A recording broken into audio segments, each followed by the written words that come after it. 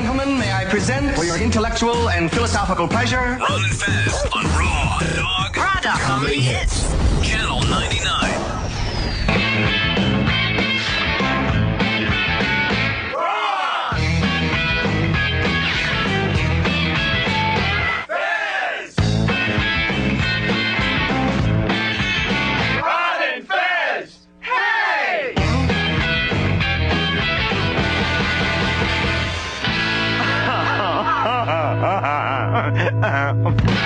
Okay, let's get down to it, Bopper. Afro and Friends. Yeah, let's get down to it, Boppers. The Ron and Fez Show. Friday, our first day back of the new year, March 20th, 2015, which means today, first day of spring. You made it, America. High five yourself. Start to think about a summer vacation now.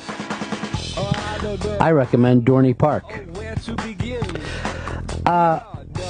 Fez Watley, spring doesn't start until later today, though, officially, right? Right, 6:45 p.m. Eastern Time. So what does that mean, Fez? At 6:45, you're going to be doing what?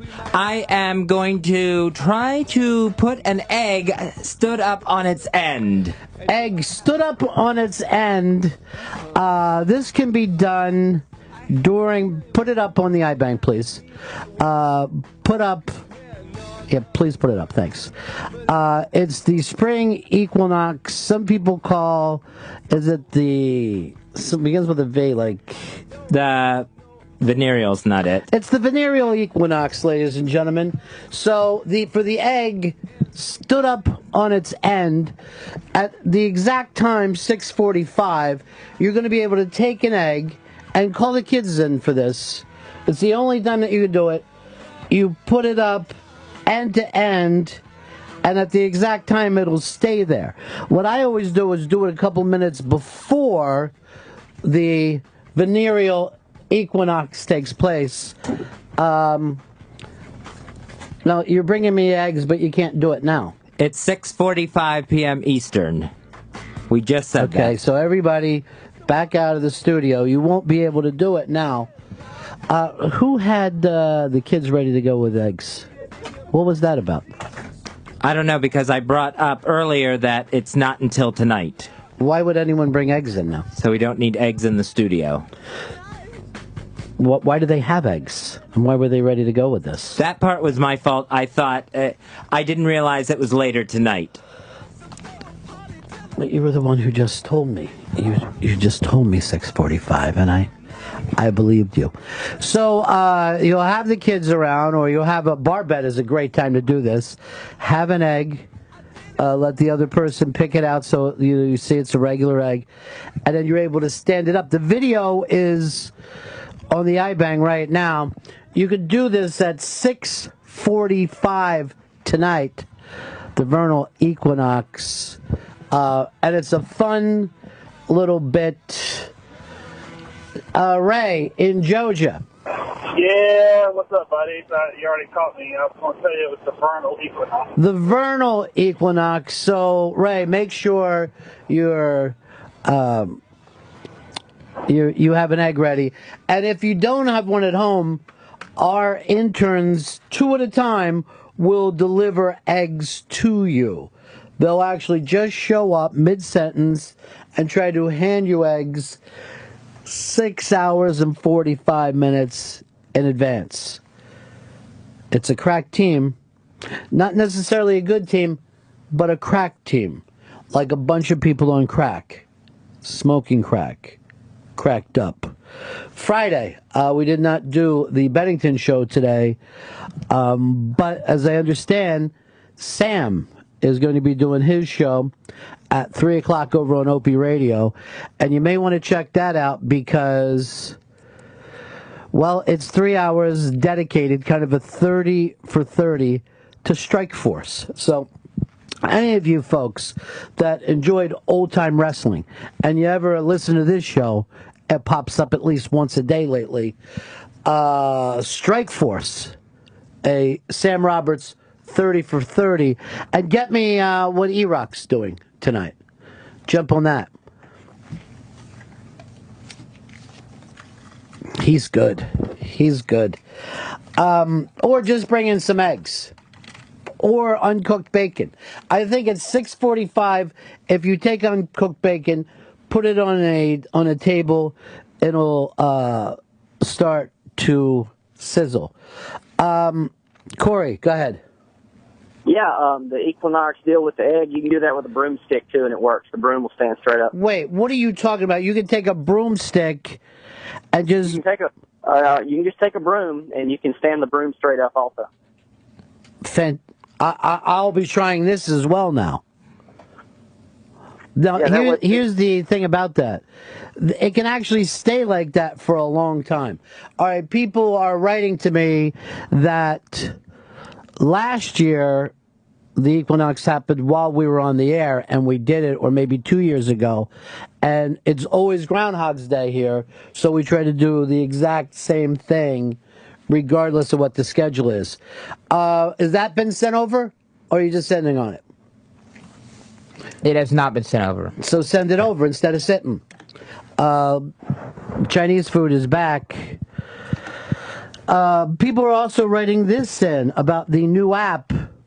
It seemed like the show started earlier. Is there less streaming? Is the streaming less delayed in the new app?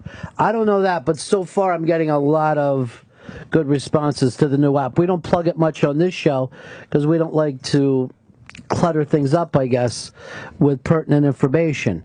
Like the fact that starting Monday, you can start and hear this show at 9 o'clock over on the Indie channel.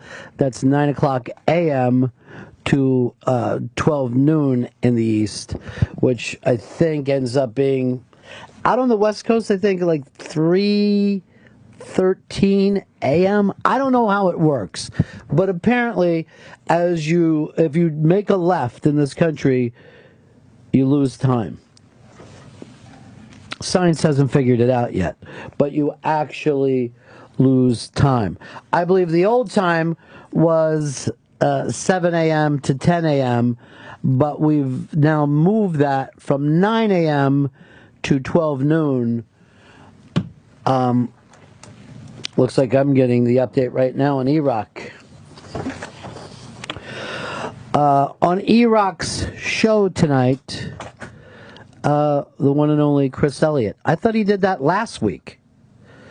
And then Brian Lynch, comic book writer, all on E-Rock's show tonight.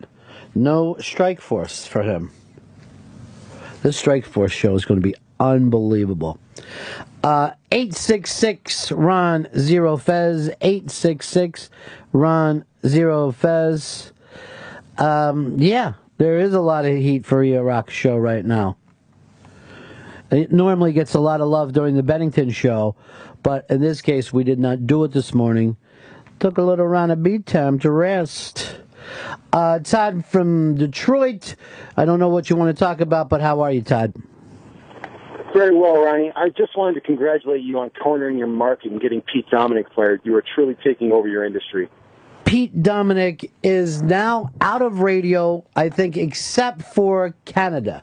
He's on a Canadian station where his liberal leanings there are embraced as purely conservative. He's considered the Rush Limbaugh of Canada. And this country, he's to the left of Bill Maher. Up there, he's to the right of Rush Limbaugh. Time and place. It's all about time and place. Fez Whatley, how are you doing today? I'm a little nervous. Why is that, Eggman? Because of the big egg mistake. It wasn't you that did that. Let the shit roll downhill. Why are you nervous? You had a giant show yesterday. A lot of people were very, very interested in hearing every minutia of your personal life. And as a matter of fact, the stuff that Gurian called you with, I thought was interesting. He says it's better than performing. He said when you just sit and tell the truth, you can do that because it's better than performing. You don't have to make things up or be entertaining. You just lay it all out there, one piece at a time. Now, you claim that you have synesthesia. Is that true? That is true. There is a piece up on the iBank today. We got to get somebody over there who follows along with the things that are going up so he doesn't have to wait to be told to do it.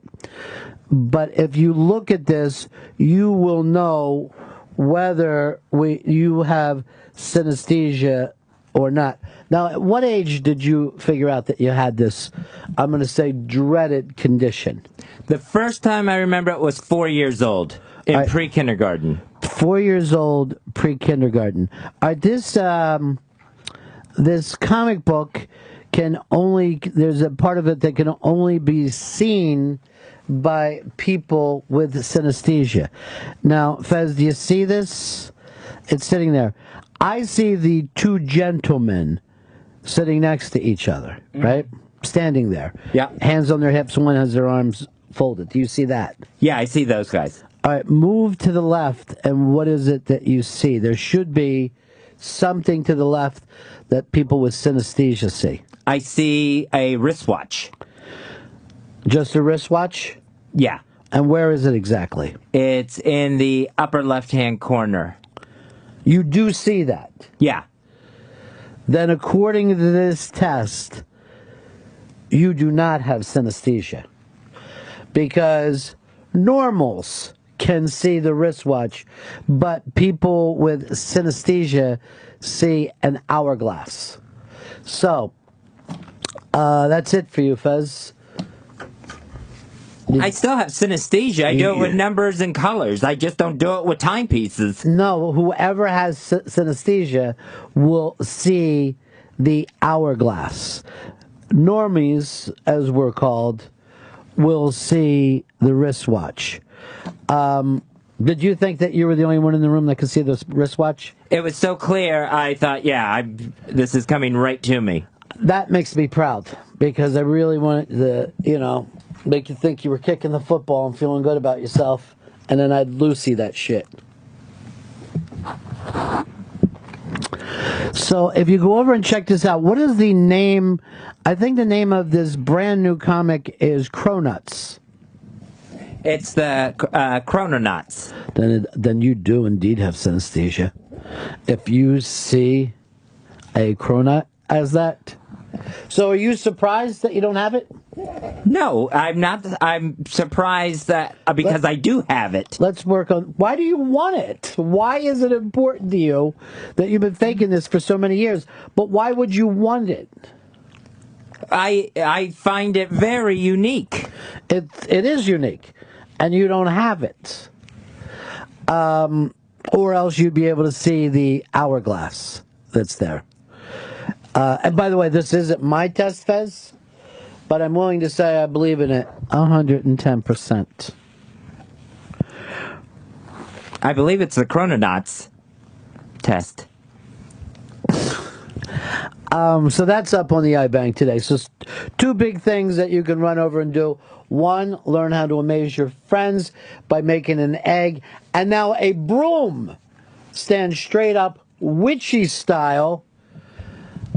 I'll do that. I feel like I need to go buy a new broom just to make sure, though.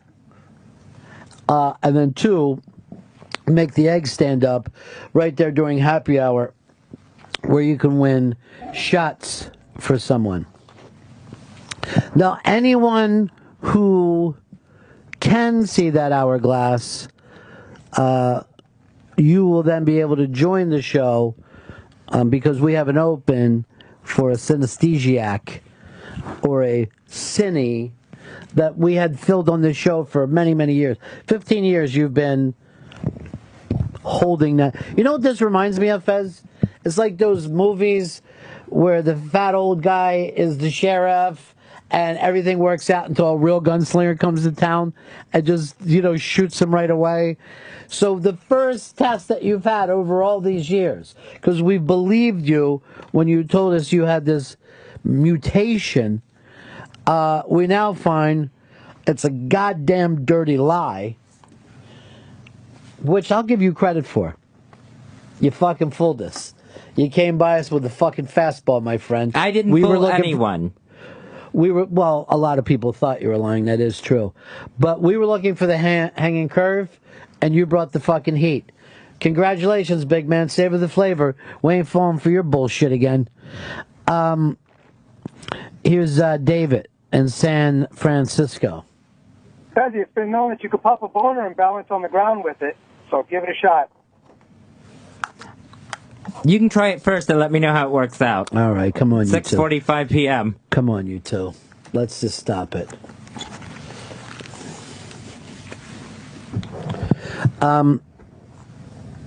I wrote a song for you, Fez. You faked it well. We really believed you had synesthesia. That was cool, though. How did you first get the idea to pull this rouge? I did not pull anything. I do have synesthesia. I know. You told us you refused. You're grossed out by it. You told that to us during your lengthy truth bomb yesterday, which a lot of people have written into me. A lot of them want you to read books. I don't know. Well, that ain't happening. Yeah, I know. Why get better if you have to read a book? Why not just live in anxiety? But there's quite a few that make the panic all turn around. Here is, I want to read this off because unlike other shows, we're using this new format called electronic mail. We just don't have a drop for it. And now, Ron and Fez, the show of the future, brings you electronic mail. Mail sent electronically. And this mail is from a gentleman named Matt, who listened to Andy from Cleveland telling us yesterday that the Lone Ranger is really just about a guy who was saved by his horse and his Indian on every occasion. And that's why people didn't get the Johnny Depp thing, but it worked. It says, "Hi, Ron. Please tell Andy from Cleveland that the Lone Ranger was not about a guy who gets saved by his Indian friend and his horse. Tonto was never the hero of the show. It was always the Lone Ranger. Tonto was the one guy in the TV show that had to be saved." Sorry, Ron. I don't know why this pissed me off as much as it did. And then he goes on to say that he, about a month ago, hit black ice. Ended up upside down. And when the police officer arrived, he asked for his ID to get his wallet. He opened it up in the hood, and he just looked at me and said, "Big-ass card holder. It's been the front of every wallet I've ever had since I got it." And from that point on, he was a buddy. So, two old school WNEW listeners, Fez, with the big-ass card holder, which we used to give out. Sometimes when people hear the number that we do this, we used to just have parties just for the people who had the big-ass prize. We would have contests that only the people that were card holders could win. It was a way of saying to your listening audience, not all of you matter to us, okay? We have narrowed it down. We don't broadcast, we narrowcast. That's why we became very big in the synesthesia world. We had a lot of synesthesia fans until today, when the world found out the truth. For the last 15 years, Fez and I have been running a carny trick. We wrote a bit where Fez pretends that he has synesthesia, and he doesn't. That's what we're known as. The guys who fuck with you. I'm ready to do like a major April Fool prank this year. I just want to fucking get everybody to feel like a rube. We did it with the synesthesia thing, Fez. Do this. Long distance, pound. From across the room. Long distance, pound. We got him. Your lies and my trust have made everyone look like an asshole. Boom. Punked. Even before the show happened. Here's John. John, go ahead, buddy. Hey, Ron, I'm sure you're doing great. I was reading that if you have synesthesia, that you can talk for 3 hours on the radio. So maybe Fez had it and he's just scared. This is a guy that likes to fuck with you, Fez. It's the only thing he has in his poor, pathetic life. Well, Fez, we got to take it easy on people today. I mean, we've got the entire synesthesia community mad at us. Oh, and another thing I got to tell everybody, another joke, Fez never had vitiligo. It's a bit that he would just put some white stuff on his face. I believe it was male cum, and then made people think that he had a discoloration in his face. Another long-distance pound, Fez. We got them all. There's a sucker born every minute. And we're talking about you, trusting and loving listeners. We got it in for you. And we got the big cat pulling it off. By the way, he's twins. That's how we were able to do that bit where it looks like he appears on the other side of the stage. Fez took his glasses off right now, so that means he's serious. 866 Ron Zero Fez. 866 Ron Zero Fez. Hey, Turtle. Hey, buddies. Yeah. I'm so sad right now. Tell me, is Maha Bone alive too? Yes, we told everybody that the Shriner greeting was Maha Bone. Oh, Jesus. The Shriners have a code. They say Maha Bone. Phyllis Diller's on the phone. Yeah, we made that up. That is another Ron and Fez prank. We do it, but out of love. I'm going to reveal the carny tricks we've been doing to you people for years. This is one that we're completely proud of. Fez's father not only did not die, but Fez was never even raised with a father. Boom. Another thing, Fez is married and has 4 children. 2 of them special needs. Boom. That's how it happens. We prank everyone all the time. Here's another prank that you guys fell for hook, line, and sinker. Jeffrey Gurian is a character played by our own Fez Whatley. Boom. Fez never had a cat. He was playing the part of himself and Skippy that day. Genius, prank, boom. That's how it goes. Sean in Ohio, what do you got? Million bucks, Ronnie. Yeah. Hey, at 6:45, you can also stand an umbrella on its end. I don't know if you know that. I don't have one because Fez's father that he never had passed away, and I gave it to his mother, who is really an aunt. All the carny fucking tricks are out there. Dean. Ron, Pepper Hicks, real or ruse? He is real. He's also in rehab. Please stop asking me about it, and don't bring it up to him when he comes back. Okay. I hope the best for him, but I plan on leaving little airline and hotel liquor bottles all around the office. Why? Let's see how good your fucking rehab work, motherfucker. There it is. Sweet, sweet liquor to make you forget your rehab pain.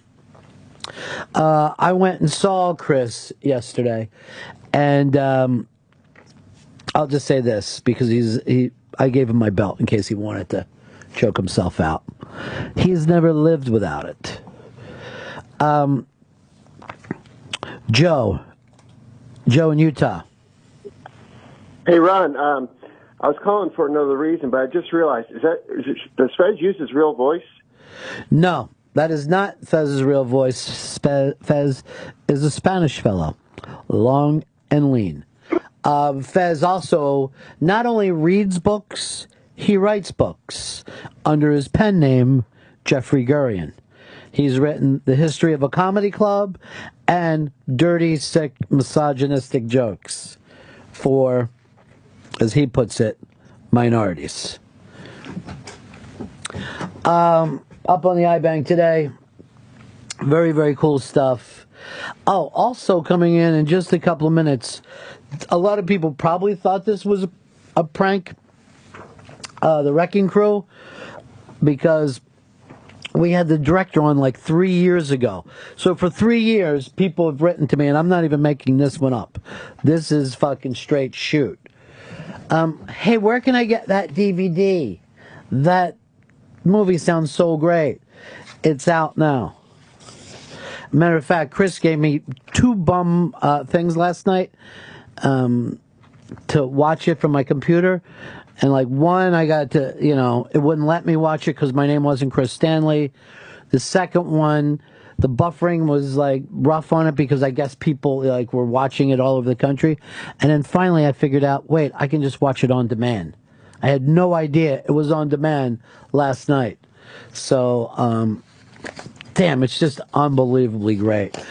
It's just really, really a fun documentary that Denny Tedesco did about his father, Tommy Tedesco. I don't know whether I got a list of all the Wrecking Crew members there, but all these great, I don't need it. That's okay if he's coming in now. All these great L.A. session musicians who wrote most of the songs that you've ever heard from the 1960s. I guess that was another great prank, like some of the ones that we did to you. That's what we do, Fez. That's how we do's it. 866 Ron Zero Fez. 866 Ron Zero Fez. The prank thing throwing you off a bit, Fez? Is that why you leaned away? No, I was nervous before that. What are you nervous about, Big Cat? Just anxious and... Why? Locking up. How come? Let's fucking, stop being silly and let's get truthful for a minute. What's going on with you, man? Just the same normal nervousness. I'll tell you why Fez is nervous, and I'm going to finally tell that true story, too. And the reason that we left Florida and came to New York City is because back in the late 1990s, Fez Whatley, which is not his real name is Todd Hillier. Todd Hillier killed an elderly couple down in Florida, outside of Melbourne, tell you the truth. At a rest area, they were having a picnic, and he just got the urge. He strangled them both, took their picnic basket, came over to my house. We split the treats, as we like to call it, egg salad and chicken wings. And then we said, we better get out of Dodge. Your fingerprints and jizz stains are all over that couple and the picnic table. So we hightailed it, hooked up with O&A, the only 2 people that we knew who really were worse than Fez as far as a criminal background go, and have been here ever since. Perfect plan, perfect crime. Glad we did it. But now Fez suffers from the guilt, and he gets that on a daily basis. They're still looking for the picnic strangler. All right, you're in. Jason, how are you? I'm doing great, Ron. I just had a question. I just want to set the record straight. Is Shelby one of Fez's special needs sons? No, Shelby is actually a girl that Fez and I tag team after the show. I'm glad some of this stuff is out there, and maybe now you'll see it for being as remarkable as it is. Other shows do not do that. They don't run these elaborate pranks and punking of their audience because they do not have the distaste for their audience that we do for you people. That makes zero sense at all. Why would I want to have the notable artists? I was talking about the crew members themselves. He brings me into a short list that just says Nancy Sinatra on it. Justin. The Grand Budapest Hotel is now my favorite Wes Anderson movie. And I really want to thank you for recommending it. It is a fantastically funny movie. I just watched it last night. It is Friday, so that means we have to rank and re-rank our Wes Anderson movies. I don't know what's my favorite. It was, up until a couple minutes ago, Rushmore, but I might have kicked back out again. It switches on a constant basis. It's like a snow globe with all the movies in there, and they all just drift around. Andrew, in Jersey. Hey, is Fez's brother Corky real, or is he just one of his characters? I'm going to tell you something. I'm going to let you in on this. This is going to fuck with you. Fez is Corky, but it's Fez that's not real. He's actually Corky. That makes sense. Here's Terry. Terry. It's only $1 million, Fez. Ron, is Black Girl really black? I'm just going to point out to you that our interns who are typing up stuff for me today have this up. Is Black Girl real? Yes, black girls are real. Black Girl is, of course, not real. It's just another one of Fez's racist characters. Welcome to Inception, ladies and gentlemen, where it goes on and on and on. Is Denny here? We have, oh, Jesus Christ, look at that rating. The Wrecking Crew is finally available to rent on iTunes. Go to wreckingcrew.com for screening locations and additional information. Facebook.com/The Wrecking Crew. This is an unbelievable documentary about some of the greatest session writers of all time, and the number of people who they played on the hits is like a who's who of the 1960s, including the entire Pet Sounds album. They worked on Simon & Garfunkel, Cher, Glenn Campbell, Carpenters, Mamas and Papas. The list goes on and on. Basically, if they were out of L.A. in the 60s, you were probably just listening to one band, The Wrecking Crew. Denny Tedesco has spent years getting this film made and then out, and we're proud to have him in here. Let's welcome back to the show, Denny Tedesco. His long Ulysses-type trip is finally coming to an end, making this film, taking it around the festivals, making sure you got all the music. How many years has it been altogether? 19, coming up 19 in July, when the first day of shooting. I think I met you about 3 years ago, and for 3 years, people have written to me saying, when can I see this? When can I see it? It's funny because we were talking about it earlier. You know, I never gave up, you know, because people like that. Because they would say, or I've seen it in a theater, we saw it at this festival. Right. We love it, you know, and really made a difference, and da-da-da. And I just kept going, thinking, sooner or later I'm going to get there. You know, and we did. I mean, but we only got there because of the help of, like, yourself and people that listened to you, and the people that followed us on Facebook, people that donated, people that told people. Yeah. It's all a word of mouth. Well, it's been an amazing thing, and I think it really goes back to the love of this music and not even realizing how ingrained it was. I remember the first time that I watched this, I choked up at a couple of different points. I'm not even sure. Yeah. You know, it may be the story, but it's just my own memory of some of these songs. That's it. And that's exactly what... You know, if someone said, it's every song's a bookmark in our life. Yeah. You know, for you, it might be one song. For me, maybe it's, you know, as silly as it is, maybe it's the Partridge Family. Because, you know, my brother was 10 years older than me. Mm-hmm. But everybody knows where they were when they were listening to that song. Well, when the Bonanza theme came up, and the fact that you know everyone knows this song, and yet you don't think about the song itself or who played on it. Right. That's why when you watch this movie, it feels like you've taken the red pill, right? It feels like your version of reality suddenly shifts, and you're going, yeah, where did this come from? Yeah, you know, someone asked, they felt like, like it's a conspiracy. It's like, no, it was just part of life. It's how they made albums. They made TV shows like this. That was what they did. Well, you have to remember, too, that rock and roll was so young that a lot of those bands were only 17, 18, Exactly. 19 years old. They weren't going to be able to pull that off. No, and that's exactly why my dad and Hal Blaine and these guys had a career. 1960, Dad's 30. He's been around for, he's been playing guitar for 20-something years. You know what I mean? So he knows how to work the studio. He knows how to record. He's got those chops.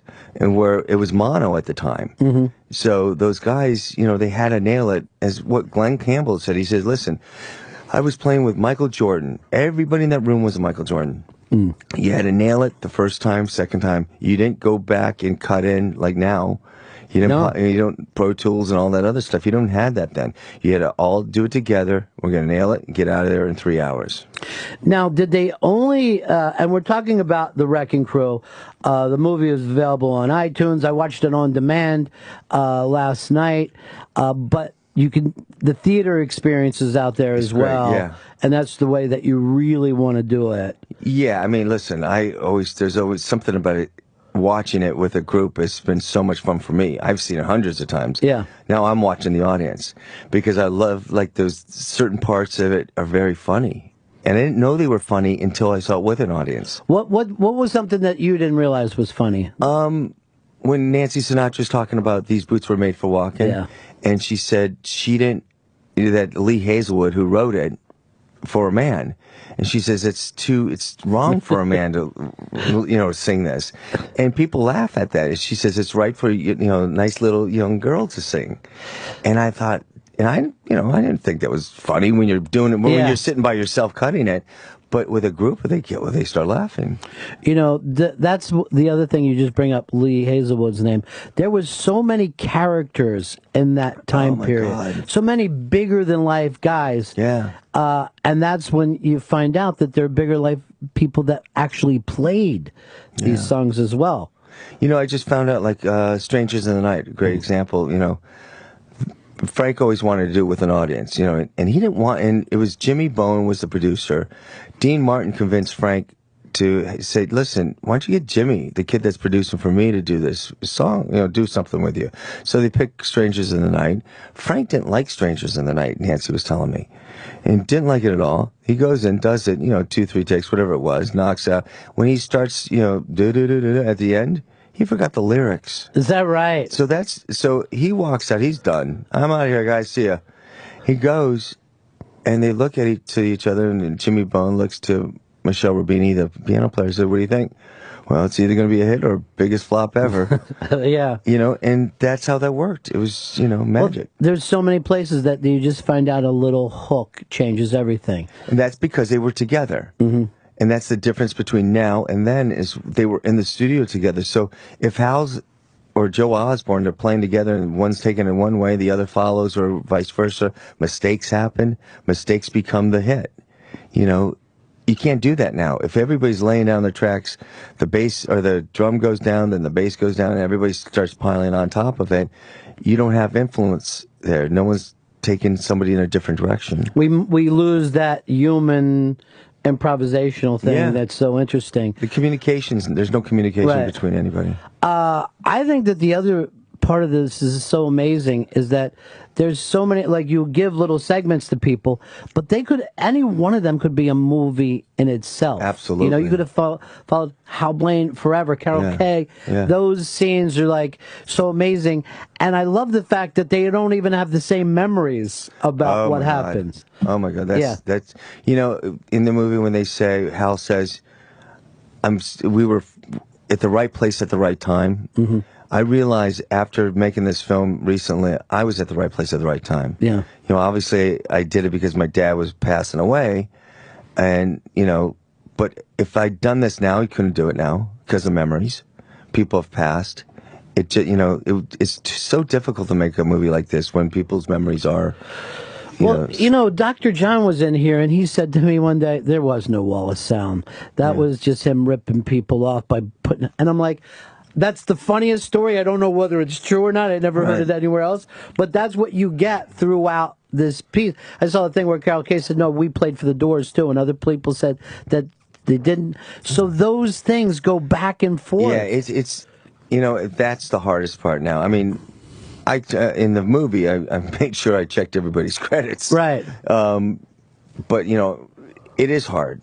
It is hard. And here's the thing, is when there's a discussion of like, oh, they didn't do that, or this person is mistaken. You realize in 1962, 63, even 67, these guys are going 3 to 4 dates a day, recording dates a day. So they're doing maybe 3 or 4 songs in those hours. So they could do 12 songs a day with 4 different groups. So at the end of the day, don't forget, they're not making hits. They're recordings. Yeah, they're recording. So no one remembers what they... My dad thought he was on Boots Were Made for Walking. And until later we said, no, he's not. And he goes, I didn't know that. Oh, all right. And moved on. But they all thought that. I've seen Leon Russell say he wasn't sure if he was on certain things. And you were like, how could you not know? Because They didn't know. a lot of times they were just playing the charts anyway, right? But Up and Away is a perfect example where Jimmy Webb gave the guys, after he won the Grammy, a nice little Grammy charm. And Dad said to Hal, what's this for? And he says, it's the thing we did with the Fifth Dimension, Jimmy Webb, last year. It just won the Grammy. So, oh, okay.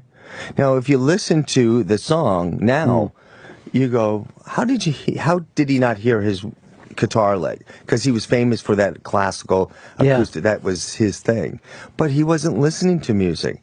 He didn't go home and turn on the radio. He so did not listen to any of that.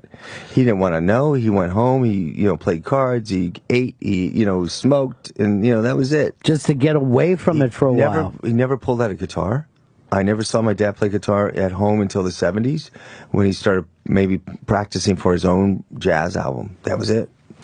Well, not only did you do an amazing job with this, but you've also done an amazing job getting the word out. I mean, if you just hit Wrecking Crew right now into Google, just everybody is talking about it. It's crazy. The Rotten Tomatoes is through the roof for you guys. But, I remember we were talking 3 years ago, people would write up and go, I had never heard of some of these people. You've been able to do that thing for your dad where you gave something back to him. It is a legacy. It's funny because it's starting to hit now. I was saying yesterday, walking through New York, to Sirius. I was thinking, wow, I feel like we actually did it now. You did it. But, people would say when you made the film, you get all those awards, and say, wow, you did it. I said, no, we haven't done it. I'm proud of what we did, but, until it got out to the public, until it was real in theaters, and it was real on iTunes, and because that's the only way you're ever going to get to see it. Sure. Other than me taking it to your house and showing it to you, or me renting a theater, and that's what I did for the last 4 years. Well, I think the initial interest was musicians. Musicians know who Tommy Tedesco is, and great players would talk about him. But now that's being introduced to the general public, and it gives people more of an appreciation for something that they somewhat took for granted. Yeah, I know, and there's always a story out there that we love to learn about. It's like there's something out there that it's like this 20 Feet to Stardom. Yeah. Thank God that came out. That's a great story. Muscle Shoals. There's always a story out there that we want to know. But you know what? Like, you guys did just the short piece on Herb Alpert. And that was so fascinating. To see that this music that, again, when I remember being younger, just think of it as parents' music. Yeah. Now I just think it's fantastic. Yeah. But then also to see what a good dude he was. And then that turns into, you kind of see, oh, no wonder he had a great business career after that. Yeah. He treated people right. Absolutely. That was one of the things where, the guy said, Herb made Lonely Bull. Yeah. It was a scab date. They did it for cash, whatever.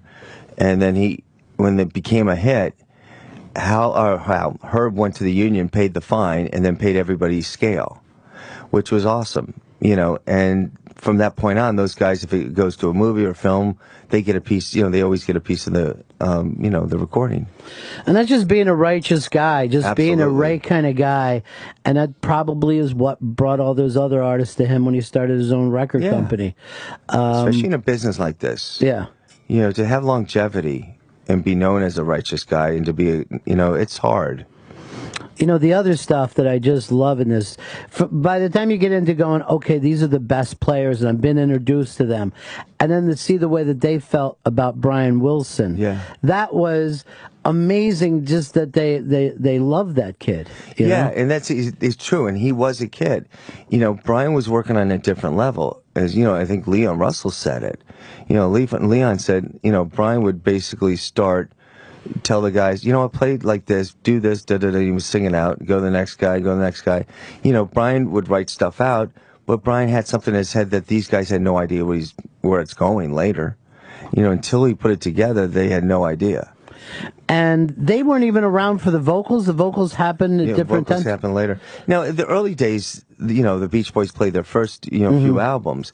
And then what happened is he got introduced. I have two different stories now. You know, you never know. I heard it was through Phil Spector. Then I heard it was through Janet Dean that introduced him to session players. Now, the Janet Dean story is when he did Surf City. Yeah.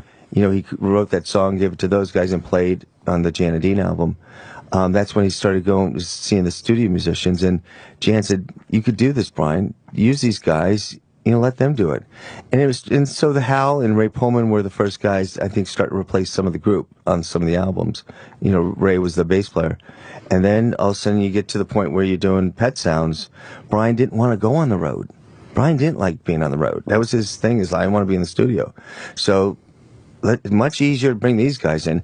And when you look back, you think of the relationship between Brian and the family. I think it was always going to be much easier to get these guys to do, because you're paying them. You're paying them, and the fact is... They're not going to argue with you. Yeah, you know? But he was also learning from them. I mean, Absolutely. You know, right. He had an ear that was on a different level, and then he meets people who've lived in that world for a while. But that just goes to show you how interconnected everything is, because they do Pet Sounds, the Beatles hear it, they take it up a notch, and then suddenly it changes the way everything is. Until finally, in the 1970s, you had musicians who were like, well, we've got to be musicians first. You know what I mean? Yeah. And that's when it kind of moved on. So it really changed everything. Yeah, and you know, technology changed. Groups were better musicians, you know, that allowed, you know, like the singer-songwriters, you know, like they said, you know, Carole King's bringing in James Taylor. Yeah. You know, you don't need my father, you know, at this point. So it just was a natural progression. You know, someone asked me, how, you know, the one question always comes up, why didn't they do their own band? You know, why didn't they become, you know, like the Wrecking Crew band or whatever you want to call it at the time and do their own hits? And as my father said, listen, we got paid a lot of money to do these things. And I made hundreds of hits, but I made thousands of bombs. We're not guaranteeing anything. Right. And he said, I never gave anybody their money back. Yeah, he had, you know, that Buffalo attitude towards it all. Very that, much you know so. what, I'm still going to work. This is the kind of work I want to do, but it is work. I got to be a professional. You know, it's funny because since I saw you last, well, I asked my mom, I said, when Dad went, you know, the story about the Buffalo, how he got out of Buffalo or Niagara Falls, he went to the dance that night. And he tried, all of a sudden they said, the guitar player's leaving, would you like to try out for this band, this big band? He said, sure. He tried out, got on the road, went around the country, got fired in Dallas because they got rid of him and the singer. They found someone that could do both. So now he's so ashamed, doesn't want to go back to Niagara Falls, New York in 1953, right? So I said, how long was it before you guys moved to Hollywood? Was it a year? She goes, no, it was 3 weeks. Dad did not want to come home. He was so ashamed.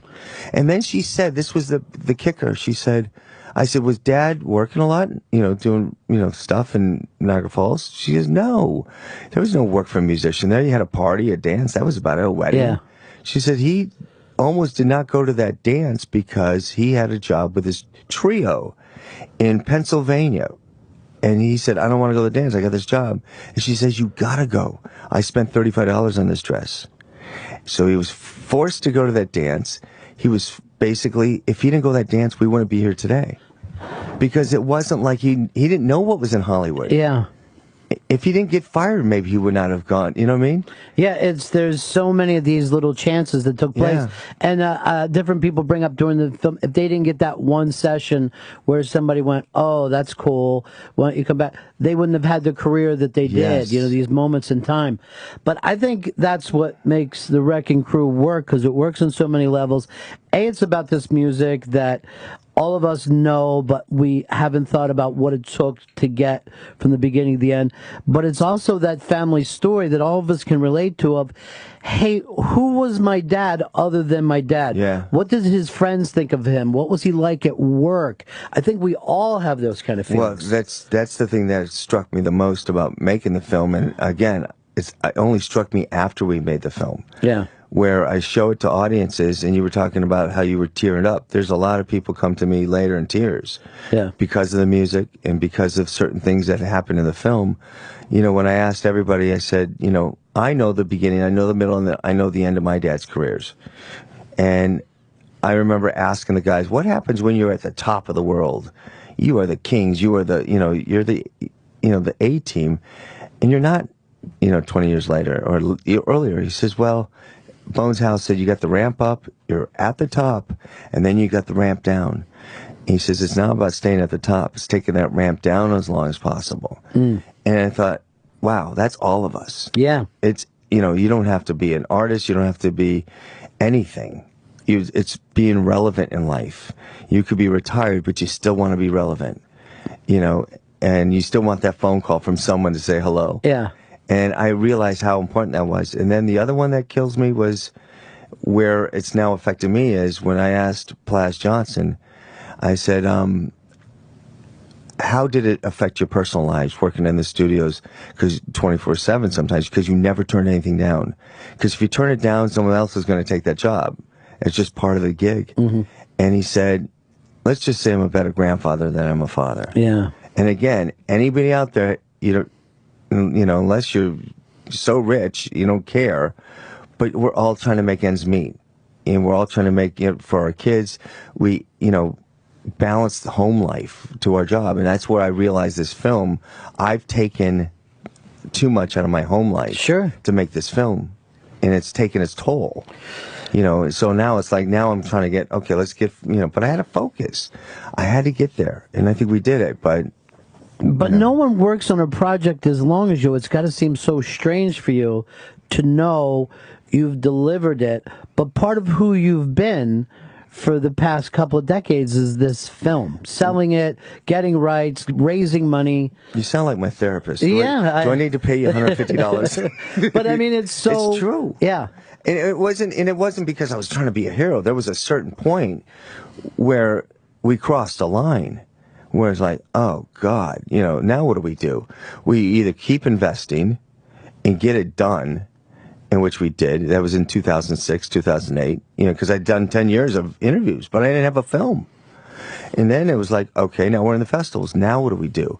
We get these great awards. We get this amazing reviews from all over the world, but no one's picking us up. How do we get, now what do? Can't quit. I could quit and just say I got a nice award, but it just cost me all that money. It was like all the time of our lives. So I figured, let's keep going. And that's where we turned to donations and getting the word out. We went through a 501c and people would donate $5, $10, $1,000. Then we did Kickstarter. You know, we were talking to the publicist outside. I said, I've had so much fun marketing this film for the last few years because it started, you know, I started coming up with ideas, dedications. So many of those things didn't exist when you started to make the film. There was no Kickstarter. No. You know, people were dedicating songs for $1,000 to be on the DVD, and they would write out the dedication. And a few months ago, it was coming close, and oh boy, no one's taking Gary Lewis and the Playboys. You know, everybody loves a clown. I thought, well, who's going to dedicate that to their loved one, right? So I thought, I'm going for this. So I start making calls. I call it Clown School. And pitched the guy in L.A. It's called the L.A. Clown School. I pitched them. I said, what do you think of this? And the guy goes, I love it. So, you know, he donated $1,000. So I have that on my dedication chapter. L.A. Clown School says, everybody is a clown. See, that might be the next project for you, is just to write a book about this, because it really, anybody who is an entrepreneur could look at this and it isn't about, oh, I have a great idea and then it works. And the things is, sometimes it works today, tomorrow won't work. Yeah. It drove you, and people that do sales, God bless them, because I can't. Yeah. I could sit there all day with, ideas. If the door closed, I'd go through the window, find another way around. Someone says, well, how do you get to these people? Well, if you can get around the gatekeeper, you could get to those people. But it's hard. But I'm sure, here we are at the end of it, and everything has worked out great, but the number of times that must have just been heartbreaking and just so discouraging. Yeah, I think, when it was? 2010. That's the lowest. Because now we had all those beautiful reviews, and no one would pick us up. And it wasn't the labels, it wasn't the publishers. They were not the problem. It was the amount of music and the amount of stock footage and all that stuff to license all that stuff for distribution is, at a certain level. Let's just give it let's say it's $1 million. I don't even know what the number is. Let's say it's $1 million for everything. Well, you know what? The film's only going to make $750,000 maybe. Why would anybody take a chance? That's where it was. So that's why we had to basically keep going and getting those donations. What kept me going were people that would email me. Someone was sick, or someone, they said, man, the film was, inspirational. Your dad was my inspiration when I was growing up. Hal was my inspiration. And that kept us going. When you get really, you have your highs, you think, oh my God, so-and-so's seen it. He's going to love it. And, and doesn't happen. But I imagine the musicians that you've heard from too. Oh yeah, has got to be just mind blowing. It's from current musicians to the old guys. Yeah, every one of those, they all relate to it. It doesn't mean that you're there at that scene at that time. It's they relate to a certain, that's their lives. Well, also. The Brits are way more into session players than we ever were in America. They know more about our music. They know the music. chess guys, and they took that much more seriously, I think, than we did here in the States. It's funny because when I went there to show the film a couple years ago, it was great. Jeff Beck showed up. It was like, oh my God, Jeff Beck's there, and a few of the heavyweight session players are there. And then I go to, a party or disco for the film, and the DJ's playing 45s from these guys, and he's asking me about Dave Axelrod and Lou Rawls, and he knows everything about my dad more than I did. Yeah, that's crazy. Yeah, they're amazingly into that. Which goes to show there's something about we like things and we drop it, we move on to the next thing. That's exactly kind of like the story. Yeah. Because it's like, look at LA especially, because we're a transient city, and it's like Gold Star was the studio, and now it's a mini mall parking lot. Hard to believe, right? Yeah, and it's kind of like, okay, this is in, now it's out. This is in, now it's out, and move on. And it's, it's not like that. And, they hold on to the past and learn from the past. It's not you holding on to the past. You learn from what you had it before. Well, you learn to build on it, which is, the whole reason of teaching kids history, but that's why I also think young people could look at this, and again, even look at your story of a way to make things happen, my dad said you could be the greatest guitar player in the world, but if you're playing at home, who cares? You're not, if that's what you want to do, that's great. But if you want to be heard, you got to get out there. You got to try. For me, it was like, I could talk about it. And listen, there was years I didn't do anything in those 19 years, just trying to survive. I was scared to maybe call Brian Wilson's camp, or I didn't want to be turned down. I didn't know what to do. But finally, it was like, I got to just go for it. And once you get going, you get the momentum going. That's why I'm not a musician. A musician practices every day. That's why I wasn't a writer. A writer writes every day. And I did not want to do it again. I didn't want to go down that road of quitting. I didn't want to be lying to myself again. So that's why I kept going on this thing.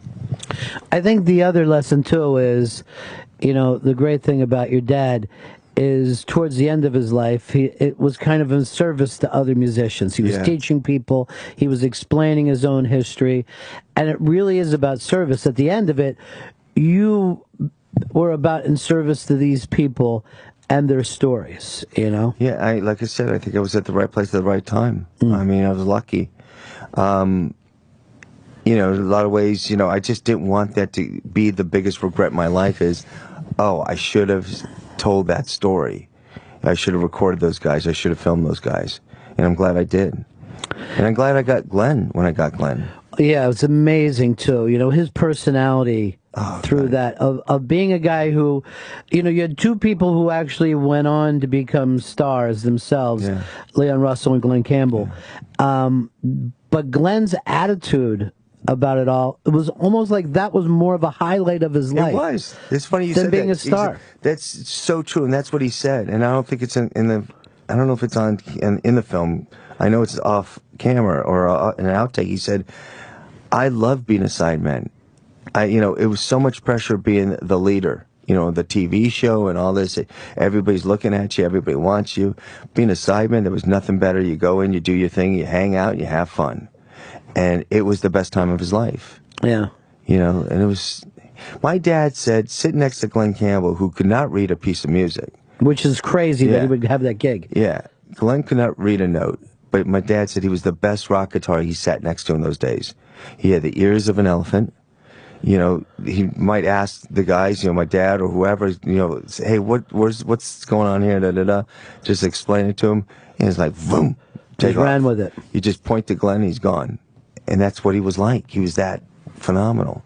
Leon Russell, the latest thing, and, you know, Leon is the latest thing I added to the film. You know, phenomenal. Because he's so honest. Yeah. You know, and I love when I asked him, I said, Leon, did you ever get bored? He said, oh, God, yes. And you could just see him just saying, oh, God, yes. He says, you know, you're sitting there laying down tracks. You laid it down 10 times. You've gone through it 10 times.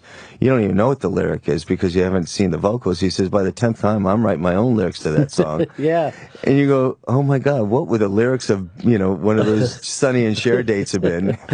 Well, that's the thing. If you think about it, he took those skills that he picked. I mean, he was an Okie kid when he got there. He took those skills to England, worked with Joe Cocker, then his own thing. So everything is connected, you know, when you just to think of how many things are rolling. And then if you don't have Leon Russell, you probably don't have Elton John. And that thing just, you know. They feed off each other. Yeah. They influence each other. Cultures do that.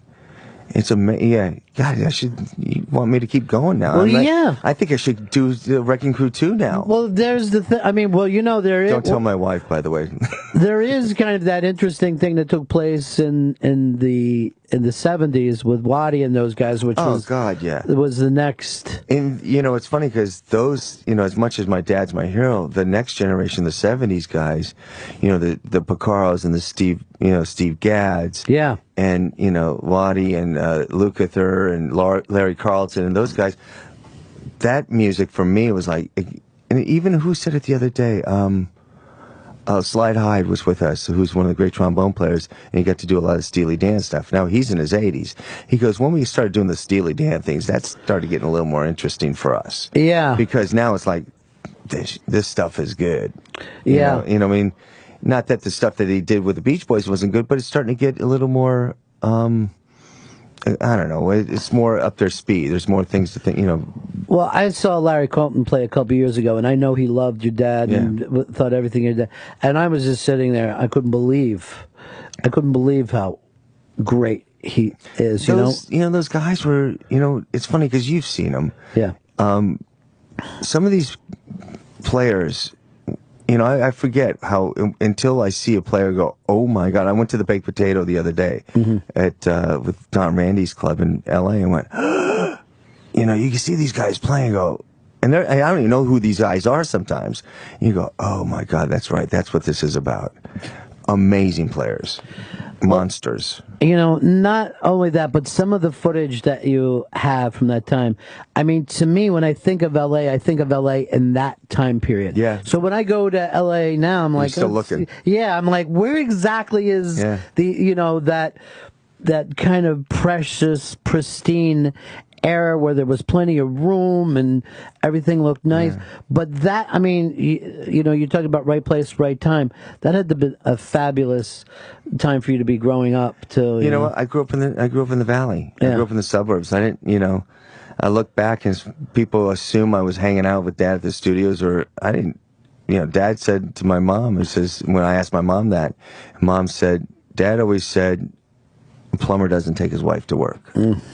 So we weren't hanging out in studios. I never saw my dad work, you know, maybe a couple times until the 70s later.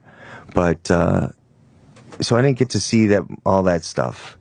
You know, it would have been, God, I wish they had more film of it, though. Yeah, I know.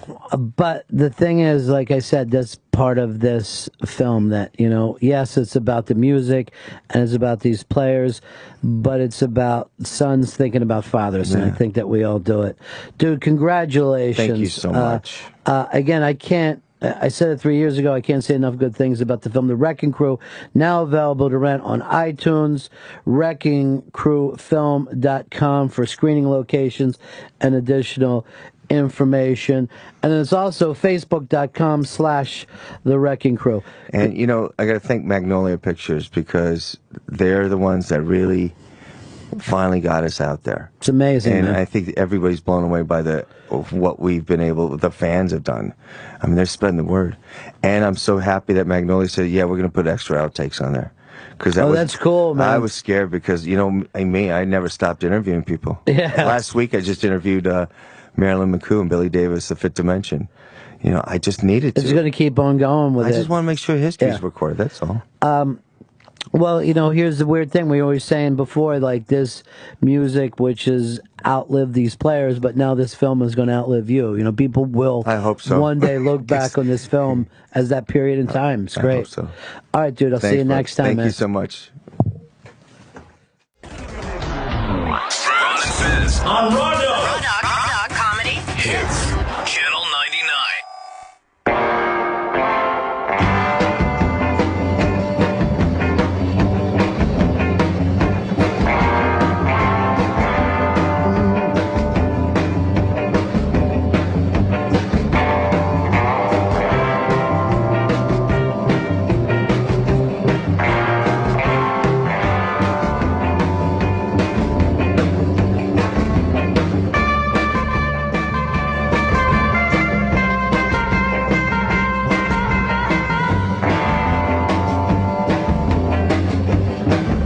Friends. It's the Ron and Fez Show. 866 Ron Zero Fez. 866 Ron Zero Fez. I want to thank Denny Tedesco for being here. It's amazing to see this finally released. The Wrecking Crew, now available to rent on iTunes. Go to wreckingcrewfilm.com for screening locations, additional information. Twitter, it's at Rec Crew Film. 3 years ago, I met him and was talking to him, and that was really, you know, he was doing it 16 years before that. I just find this to be amazing. Not only did, you know, we were just talking, but an old buddy of mine, Dennis Joyce from Listening, became an executive producer. He's the guy who introduced us to Jerry Barca years ago. He and I had a falling out over a phone call. And, you know, maybe it's time for me to build some bridges, Fez, you know? You do not want to be friends with Dennis Joyce again. Step work. It's all about step work. Making amends. Finding a place to be there. You remember what he did, right? Yes. Barca freaked out because I was making out with Paul Lowe in the studio, and then Dennis called in acting all tough for Jerry Barca. I know, but you know I what? haven't forgotten it. I know you haven't, but you know, life moves on. I mean, here's, you know, we were just talking about those things, but we wouldn't have met Barca if it wasn't for Dennis. He wouldn't have met Denny Tedesco if he wasn't a listener to the show. He wouldn't have got into the Stranger Band the way he did over the years. You know, it's all worked out nice. Keep your distance from Dennis Joyce is what I would say. Remember we all went out to see that film? Yes, and that was the same night as the switch-up on the dinner where we were promised this really good restaurant. At the last second, we went to one that was All not right. nearly as great. But who gives a shit, Fez? Why are those things important to you? You're not even, you don't even have synesthesia. You know, this Bill Murray on a horse in a dress thing, does he realize he's already Bill Murray? He doesn't even need to do more. I'm just so disappointed in this. Why? There's transgender issues out there, and we've had nothing but a week of late night with men thinking... You're mad at Bill Murray, your hero? Yeah. Wow. I'm more disappointed and hurt. Wow, I didn't even realize that. So it's a bad thing for a man to put on a dress? Not if I think it's mocking the transitioning people. Why don't you ever see what it is from the beginning? It was always about mocking women. You guys bypass women. I guess women take a joke better than anybody. You know, like when the old comics would dress up in dresses, or the Pythons. It never was about transgender people. It was about women. God, you're sensitive fucking folks. That fucking rainbow flag of yours must have thorns on it, because you're always hurt. It's women, Fez. There's not even enough transgender people around to make fun of. I just wondered, what if poor Bruce Jenner's watching this? Not the 180 million already women born with vaginas who seem to be loving Bill Murray. You went from being Bill Murray's biggest fan to he rides a horse out. Here's another thing that has happened, and they've done an unbelievable job with this, ABC. They have transitioned Jimmy Kimmel to being the grand old man of late night. He just seemed like he was the kid last year, and they've reframed this thing, and it's true. He's going to be the guy on late night with the most years, and I'm starting to think to myself, Jimmy Kimmel, that's a man I can trust. Yeah, as of May 20th, he's the grand old man of late night. I should have said grand old man of late night. That would have been a great line. All right, 866 Ron Zero Fez. 866 Ron Zero Fez. I wouldn't mind putting Shelby in a dress. Shelby, you faked what yesterday? Food poisoning? Yes.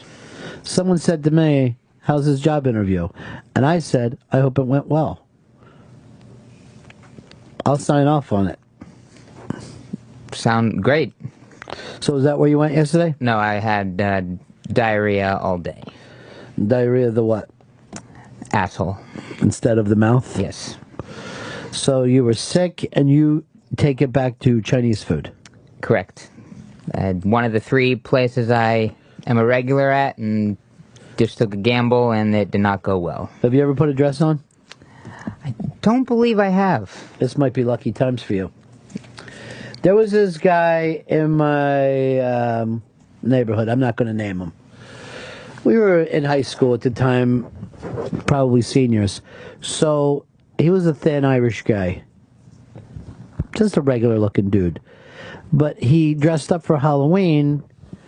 Didn't make a bad looking woman. And as part of the fun, he went out after the Halloween party to a bar. Dudes were buying him drinks all night. We see him later, a week later, he puts the fucking dress on. And we're like, what are you doing? He goes, I'm going to go out and drink for free. This motherfucker started cross-dressing just to feel his apple. You know, he's like, ain't that funny? I go, maybe it was funny first 4 times. Now you're a fucking dude who dresses up like a woman. For me, I don't think it would even take that much makeup. For a lot of guys, they have to just like plaster it on. You want to do that next week? You want us to get a full makeover for you and see if you can go out and live as a woman? Sure. With your lips, I bet you get a Liv Tyler thing going. Yeah. Let's figure out who we know in the fashion industry. I mean, I want to get them a really great makeover. You know, I don't want it to be funny, you know? And then I want you to go out, pick up a dude, have sex with him, and then show him your penis and yell, you just got Ron and Fez punked. And he'll beat me to death, and we'll have a whole fun thing with it. Let's not turn it into a negative. Tom, you're on the Ron and Fez show. Hey, Hey, Ron, you mentioned that Shelby went on a job interview. Is this the start of corporate Shelby? I already told you today that Chris is in rehab. I lied about the corporate thing to try to protect him. But since today we're unveiling all the corny, boom, there it is. Jeff in Pittsburgh. Yeah. Was his name Earl, and was he black, or was that just a ruse, too? Here's the thing about Black Earl. I can't take any credit for this. Earl wears black on a daily basis. Now, O&A started to call him Black Earl because he wore black and then his skin was black. And it made it extra fun for everybody. 866-RON-0-FEZ. 866-RON-0-FEZ. I never, in all the years I've known you, you're the number one Bill Murray fan, Fez. Number one Bill Murray fan. Always. And you would give up your Bill Murray fandom just because he wore a dress. Yeah, I'm so disappointed in this stunt. Now that I know that, you will turn on me one day. You will turn on me. Because I would have sworn that the two people that you never would have turned on, Nature Boy Ric Flair and Bill Murray. I will never turn on you. A lot of people are shocked, saying that they never expected to see you angry and hurt about anything. Here's another thing. You can't sit around and these people won't look at. We've said where Chris is. You've got to be nuts not to have gotten the point now. We all know where he is. And yet they all come back. Who do you think would make a better woman? Shelby or MK? Wow, MK would make a great woman. I don't even think it's going to be close. I think it's Shelby. He's got the beautiful eyes and the beautiful lips. I would make a better woman than most women. I will go on record as saying that. Here's my buddy Bill in Jersey. I think it's card holder 29875, my snowy buddy. All right, I'm going to hit and bring this up. Fez, a lot of people are writing in. What about you dressing up like Marilyn Monroe? Why wasn't that so horrible? Are you hurt and sad by yourself? Yes, I shouldn't have done that. Things have changed over the years. Well, what about for not everyone else? We're not on your enlightened fucking path. What can we do for you, Bill? Hey, Ronnie B, how about for the new guys in town? Could you play the old Black Earl song for us? I love that tune. The Wrecking Crow's on this. I was born and raised in New York City, in a housing project way up in the hood. I dressed in dark clothing, so folks started calling me Black Earl. Oh, and they used to laugh about it, cause deep down they knew they called me that, cause I was as black as soot. I've always been a lazy man, a couch potato with a clicker in my hand. See, motivation I never had, hid in the shadows when the boss got mad. For 20 years I never got a raise. I'm 33 and I never been late. I look busy but I'm not, I'm just walking around. I pick up some papers and I put them back down. One day I'm gonna stop paying my rent, live in a refrigerator box, never get out of bed. I'm Black Earl, a genuine lazy bum. I'll always make it through hard times at any W. Then one day some lame brains came and took O&A away. And at the age of 33, I felt like I was carrying the weight of the whole station on my shoulders. And Ron and Fezzy knew what I was going through. Every morning I'd unlock the door, lay down and I'd sleep a little more. Then I put away the bathroom key. Everybody was depending on me. I eat a chicken wing with lemonade. Lord, give me strength to make another day. Times I felt I couldn't go on. Push a button, throw a switch, answer the phone. Got lost in the van, I did my PSAs. 10 minutes work, gonna take me all day. I'm Black Earl, a genuine lazy bum. I'll always make it through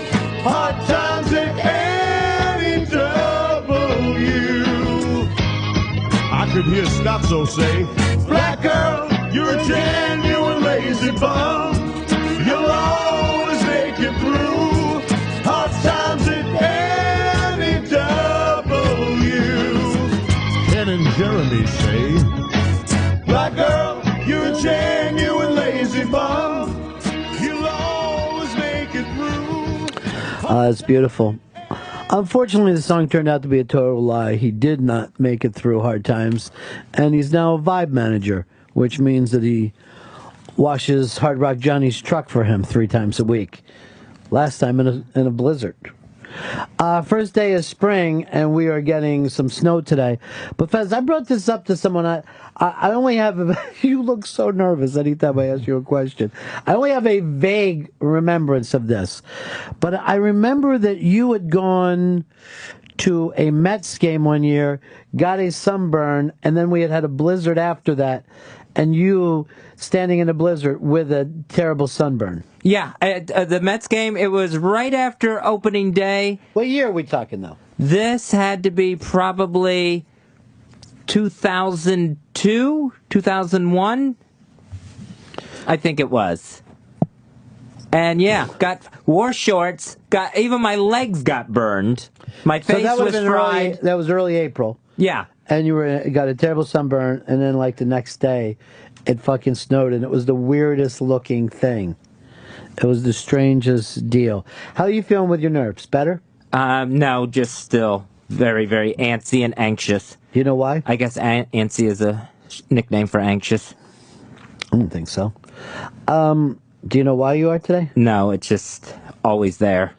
Now, I know that Kyle sends stuff in constantly about how you'll take a certain drug and it'll change you and make you feel better. And you said no, you would never do LSD, mushrooms, or any of that kind of stuff. Never. And your fear is what? My fear is that it'll make me even crazier. I'll go completely insane and never come back. I think you're already there and you haven't come back. And I'm saying that as somebody who's there with you every day.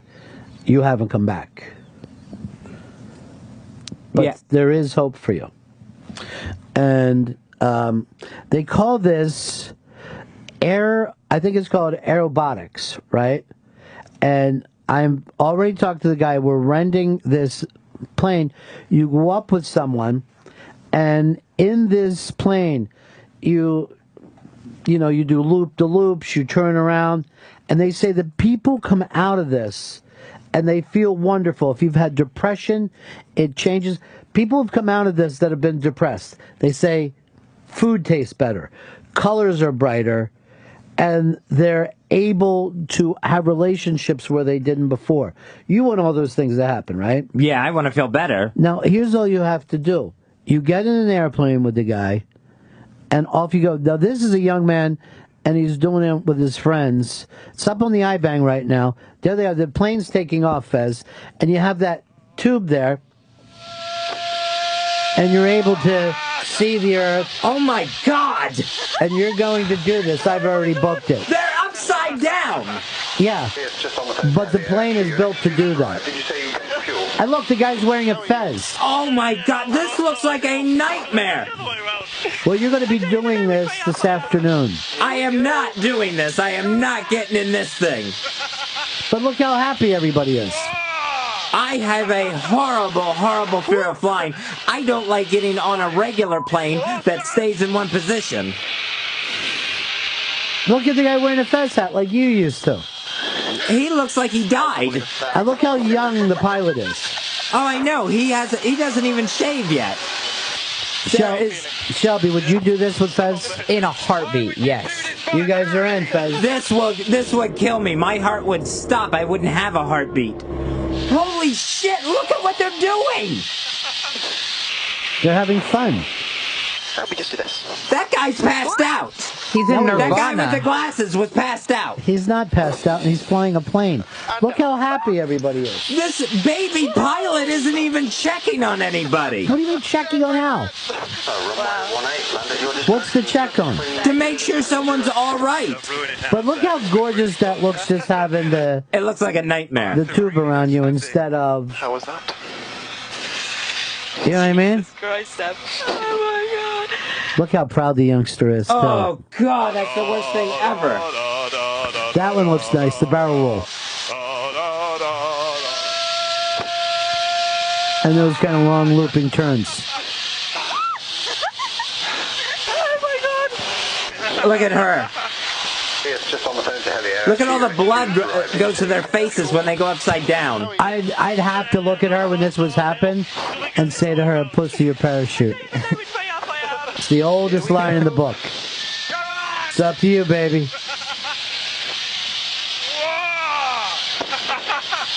I can't believe this is legal. What would be illegal about it? Just to go up there and do these dangerous things with a plane? The only way it would be illegal is if it was somebody else's plane and they didn't say that you can do it. Like you're endangering people if something goes wrong here? How are you feeling? Yeah, so bad. Why would you do this voluntarily? One of those guys looked like Teenage Dan Soder. There he is. There's Teenage Dan Soder, which is a cartoon I'm trying to sell to the networks right now. Anyway, it's up on the iBank. Fez is going to be doing this. I am not doing this. I would never quit screaming. And we're filming it with Fez. I want to scream now just watching it. Shelby will be there dressed as a woman. It'll be great. Don't ruin it now, Seth. It's been really fun. Fez, I know that you had the fallout. I can't look at that. I can't look at that. You don't have to. It's already over. You're going to be doing it. Why look at it when you're going to do it yourself? We'll get a Kickstarter put in. I wonder if I can send you up in an ambulance plane.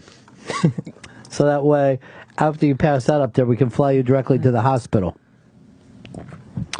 I want to remind people, up on the iBang today, too, it's your chance to make an egg stand on its end.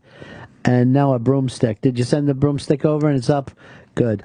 But you had a big fallout with the skanks the other day, right? Yeah. And one skank in particular you thought came through like a hero and was there for you. Yeah, well...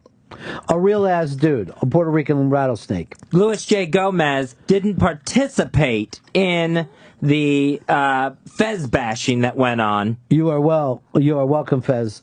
Well, who did you have the biggest beef with? Dave Smith. Well, good news for you. Louis J. Gomez has forced Dave Smith to apologize. I believe the name of the new podcast is the Real Ass Podcast. Is that it? Because all these guys have 18, 19 podcasts that they put out. So this is a clip, Fezzy, of you getting the apology. Now, would you do me a favor? Mm-hmm. Once you get the apology, can you just say, great, I accept, kind of go back and forth the way Dennis Joyce and I did? And you know who really worked that out? I want to give him full credit. Jerry Barca. Thank you, Jerry. So we have the... All right, we do have it. And this is Fez Whatley getting his apology from Dave Smith. You're in hot water with Fez right now. If you want to look at one of the cameras, can Dave look into the camera and give an apology to Fezzy? Yeah. Fez, I just want to start by saying that I've been for years a huge fan of your show. Nice. I love what you and Ron do. I think you guys are the best one-two in radio. And even though obviously podcasting is the future, radio is a dying medium. I think it's amazing what you do. I have nothing but respect for the gay community. We were at Anthony Cumia's compounds. The drinks were flying. Anthony's pouring drink. There might have been something in the drink. I can't say there wasn't anything in the drink because there's lots of parts later that night that I don't remember that well. So whatever I said, you can't even really hold against me. But I really do. I was actually... Shitty apology, I'm not going to lie. No, I'm getting there, don't worry. But you're prefacing it with a lot of stuff, it's not my fault. I was actually very surprised the next day to find out that Fez... I was very surprised that he was most mad at me, because I didn't really think I did anything over the top, but it did bother me that he was so upset, so I really am sorry. I'm very sorry. Your apology is that you're mad at Fez. I'm really pissed off at that. No, I would never want to make Fez cry. Do you think he attacked you for saying that because you're the weakest link in the group and he's... No, but I'm kind of pissed off at you for asking that question, to be honest. I don't think anything like that had anything to do with it, or anyone's ever perceived me. Oh my God! I thought my thoughts were being picked up by the microphones. Dave Smith, we accept your apology. Yes, radio is dying, but slowly. And we're going to die slowly with it. We're riding it down. So, great, Fez. You had a big win with that. I appreciate Dave Smith reaching out. Then I would leave it at that. And don't even add anything else. There's something on my mind, though. Good. Keep it there. The stuff that's on your mind is what gets you in trouble, Fez. And your glasses make you look like it's tax season. I have news for you.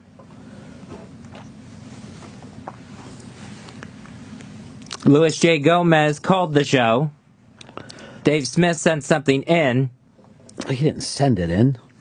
Well, I mean, he talked to Louis J. Gomez, had him say something to me, is what I meant. I'm just saying this. Your glasses, like a CPA would go, "Ooh, where'd you get those?"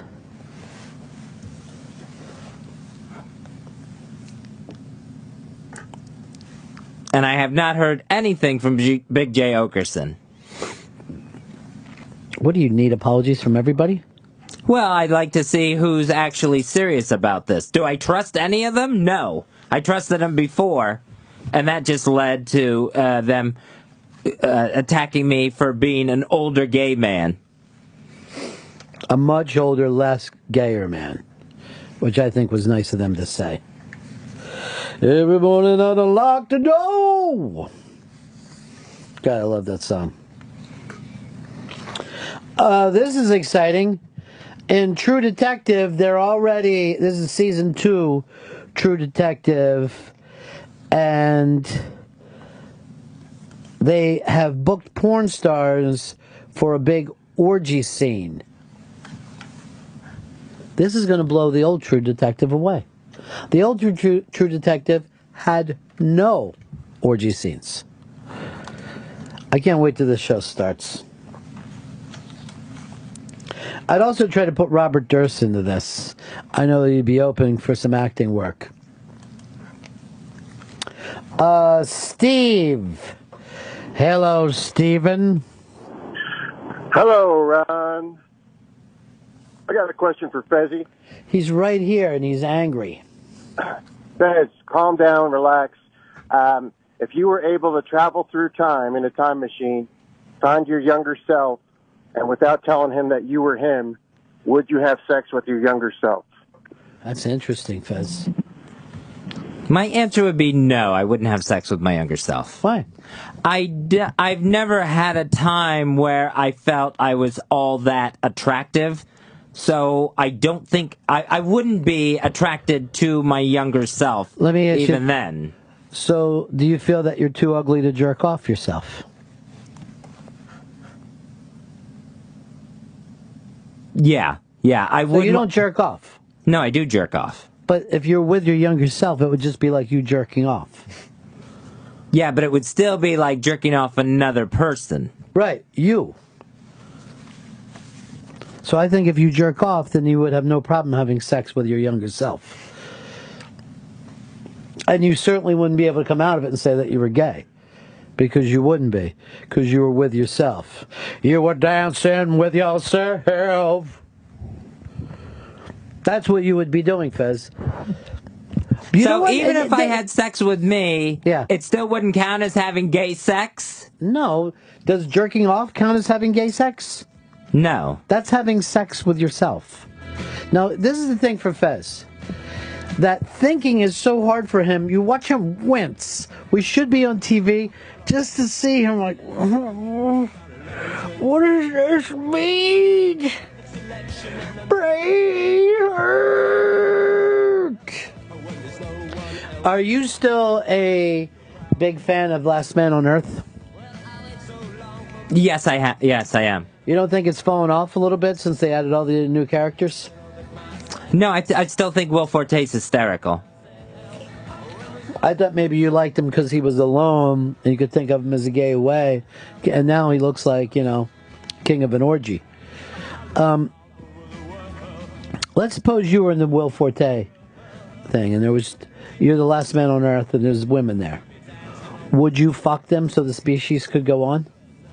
No, I wouldn't. It would be a responsibility to the human species. No, what I would have to do is be like a sperm donor and then just give them an eyedropper to try to inseminate themselves. Do you think that's how it works, Mr. Science? Well, I've never had sex, so I don't know how any of it actually works. You're not familiar with the sperm and the egg? No one ever even taught you that? Yeah, I know about that. You think you can hit it with an eyedropper? Greg. Hey, Ron. Hey, Fez. A big fan of the show. First time actually calling you guys. If you remember, there was a show called Z-Rock that was on IFC for a long time, for at least 3 That was seasons. Big J's show. Exactly. Now, if you remember correctly, Big J did play a gay man in that show. So I don't know why. I don't know the whole situation. I don't know the whole situation, but why are you upset about that? I don't know what to say to the caller. Why not? Because I didn't see it. So if information comes up that you're not familiar with, scares you? Not so much the information of just not thinking well. Not being a good thinker? What he's saying is Big J played a gay, and that should make you like him. I don't know what he did with the character. You don't watch your friend's shows? I hadn't seen that one, no. I loved it. This was his character. He just goes like this. Hello, everybody. This is how Fez talks. Now I'm against it, now that I know what it was. But you used to do that, Fez. That was your actual character. Yeah. And then I stopped doing it. Let me just tell you something, Fezzy. Maybe it'll help you with your time travel thing. When you time travel, to go back to fuck yourself. From the floors of Tokyo or down in London town to go, with a record selection and the mirror reflection, I'm dancing with myself. Maybe that'll help you when you go back to fuck young Fez Watley. So let's sink another drink, 'cause it'll give me time to think. If Fez just announced today that if he had the ability to time travel, instead of just aerobatics, which he's into right now, but if he could time travel, he would go back in time and blow 6-year-old Fez Watley. And when the police burst in, you yell, "Relax, I'm a time traveler. This is just me masturbating." Then what could happen, Fez, if you are arrested and you get a jury trial? Use your time machine to come back 12 times from different spots in the future and then say, "I'm here to judge myself." That would literally be a jury of my peers. Actually, if you went back in time, it would be your better. What year would you say was the peak of Fez Watley? Oh,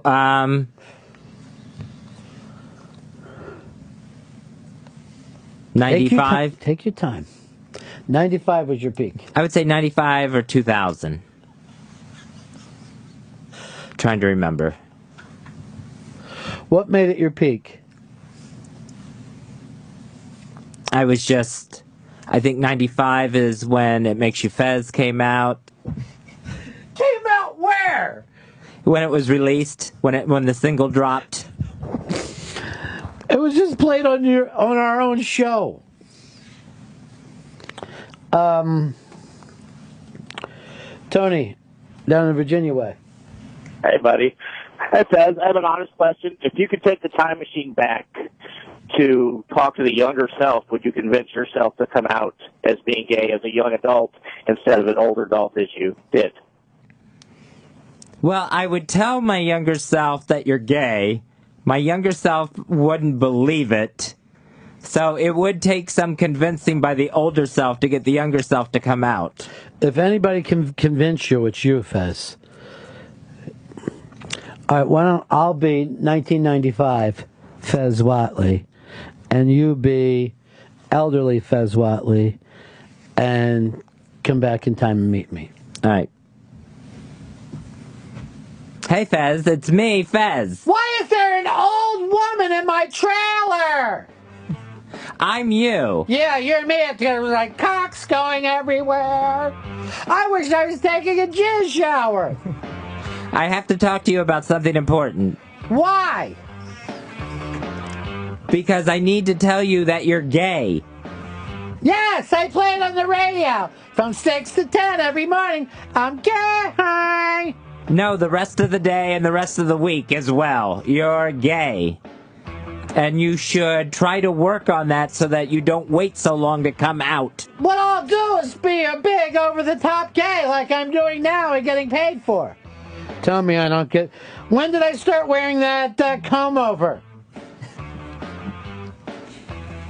I'm at my peak. My peekaboo. I can't imagine what your younger self would feel. Yeah, he would be... It's like I'm trying to think if he would be shocked or not. Because, phobias were always there. He, it's you. Yeah. You are he. No, the stuff that we talked about yesterday about you dropping the Fez moniker off the air, you're going to start and do that? Yeah. Even around here? Yeah. Who have you done it with so far? I left a message for Wiki. And I didn't use the real name, but I made sure I just said it's me. And didn't use the Fez name. That's not it! That's like if you went in and said that you were going to admit to murder, but you didn't say anything, and just figured the way I looked, I thought they picked up on it. So if they want me, they know where to find me. Hey dude, it's me. T-Bone. T-Bone. Peeking Fez, 1995. Peeking around the corner. Would you tell yourself that it's all downhill from here? No, I would... Why is your leg going a mile a minute? I'm nervous. Hey, look at me. I still use carts. Tell me about the future. What happens to carts? You don't want to know.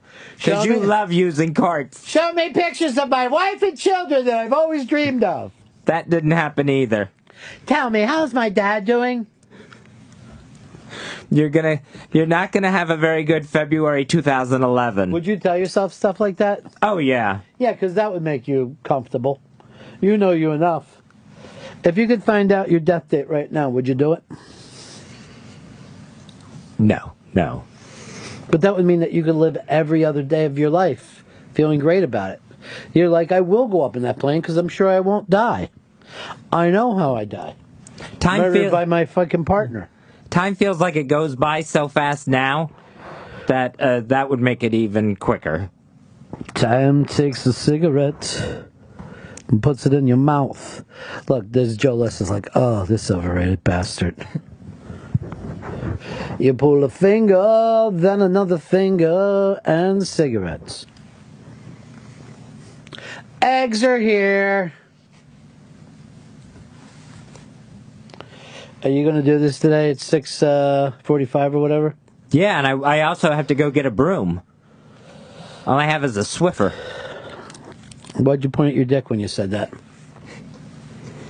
I think we got a break again, right?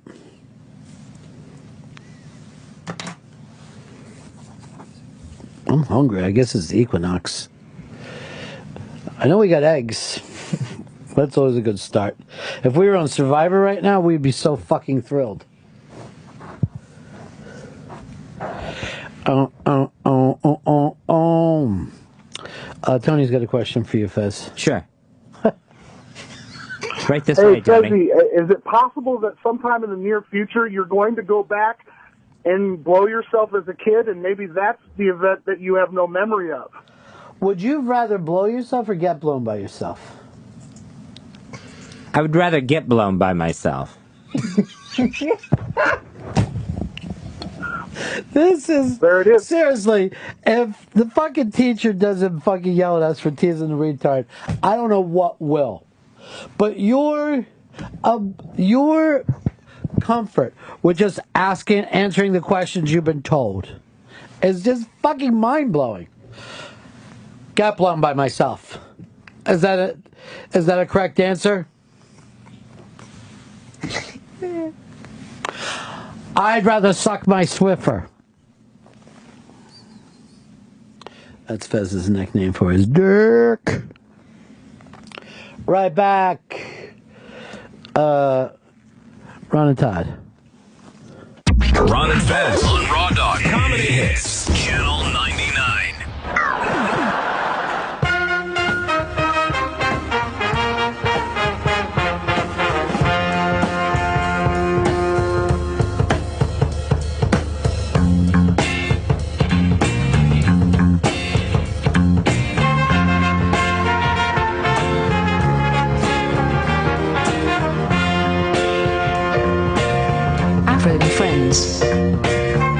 It's the Ron and Fez show in the middle of the blizzard, the biggest blizzard of the year, on the spring equinox. And Fez, you got a big plug here to do. You're going to give an announcement. It's just going to blow everybody away. Who's in studio with us? It's Seth Herzog. Oh my God! I'm totally here the entire time. This whole time I've been here. Why didn't you say anything? I wanted to wait for my moment. I sleep here, which is weird. Yeah. So I just been sitting here in my pajamas listening to you guys do the show. You're going to have to stay overnight because of the blizzard. Yeah, again. Yeah, again.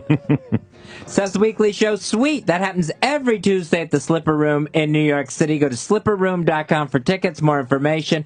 And you can follow Seth Herzog on Twitter at TheZog. Yeah, it's an old nickname from when I was 10, and I thought it would be funny. Now I'm just regretting it. Yeah, it helps when you hold on to that into adulthood. Yeah. You know what I mean? It's always nice. You stay with it. Yeah, that's always fun. Good deal. So yeah. So we're having a big snow today on the eve of spring tomorrow. And today at 6:45, make the egg stand up. That's today. That is I never know today. exactly when to do it. You got to do it exactly at 6:45. At 6:46, it doesn't work. Well, if you get it in and hold it there before 6:46, it'll stay up for a while. But now people are showing us you can do it with a broom. It's up on the Interrobang. Yeah, I just found this out today. So I think I got to go. That's so weird. Yeah. So you can almost do it with anything that wouldn't normally balance. A baby, like a 3-week-old baby, you put it there and it'll stay. Yeah. That's wild. Now, I came in and you and Fez, this is the funniest shit ever. We were naked. They were into this locked-in thing about Roman numerals. So I just hear, so what's a C? What's a C? And C is 100, apparently. Yeah, because like, you got a C note? Let me get that C note from you. Right. And then now why were you guys talking Roman numerals? Because time travel? Time travel. We're into time travel, and you realize if you have a time machine, it only works with Roman numerals. Yeah. We were talking about when stage managers in the studio tell us how much time is left. Oh. And on our show, when the stage manager has 30 seconds, they do an X with their arms. But he was saying you learned it was a C with your hand. It's a C. The X with the arms, I was always taught was 15 seconds. Now, this is the thing. We only follow you, Fez, because you're the only one who went to school. Yeah. So there are Of any sort? generations of You people. went to no school? No, Zero? none at all. I was homeschooled before there was Homes or yeah. schools. It could have actually been called Carney School. Like, why would we send them to school when there's rides to put up? But you don't know why you do it as C. No, you were it's just taught that. I was taught that at 30 seconds was you make your hand into a letter C. I always thought it looked like you were jerking off. Yeah, that's what I always thought he was doing. He's Yeah. like, it's blowjob time, blowjob time. This in my face. Yeah. But now, you've got other people, all your guys do it. They do it at me all the time. And that means 30 seconds. But why? A C is not... I think you're doing a half. Like, this is a clock, Fez. It's like a half moon or a half minute. That would it's a make half sense. minute. Yeah.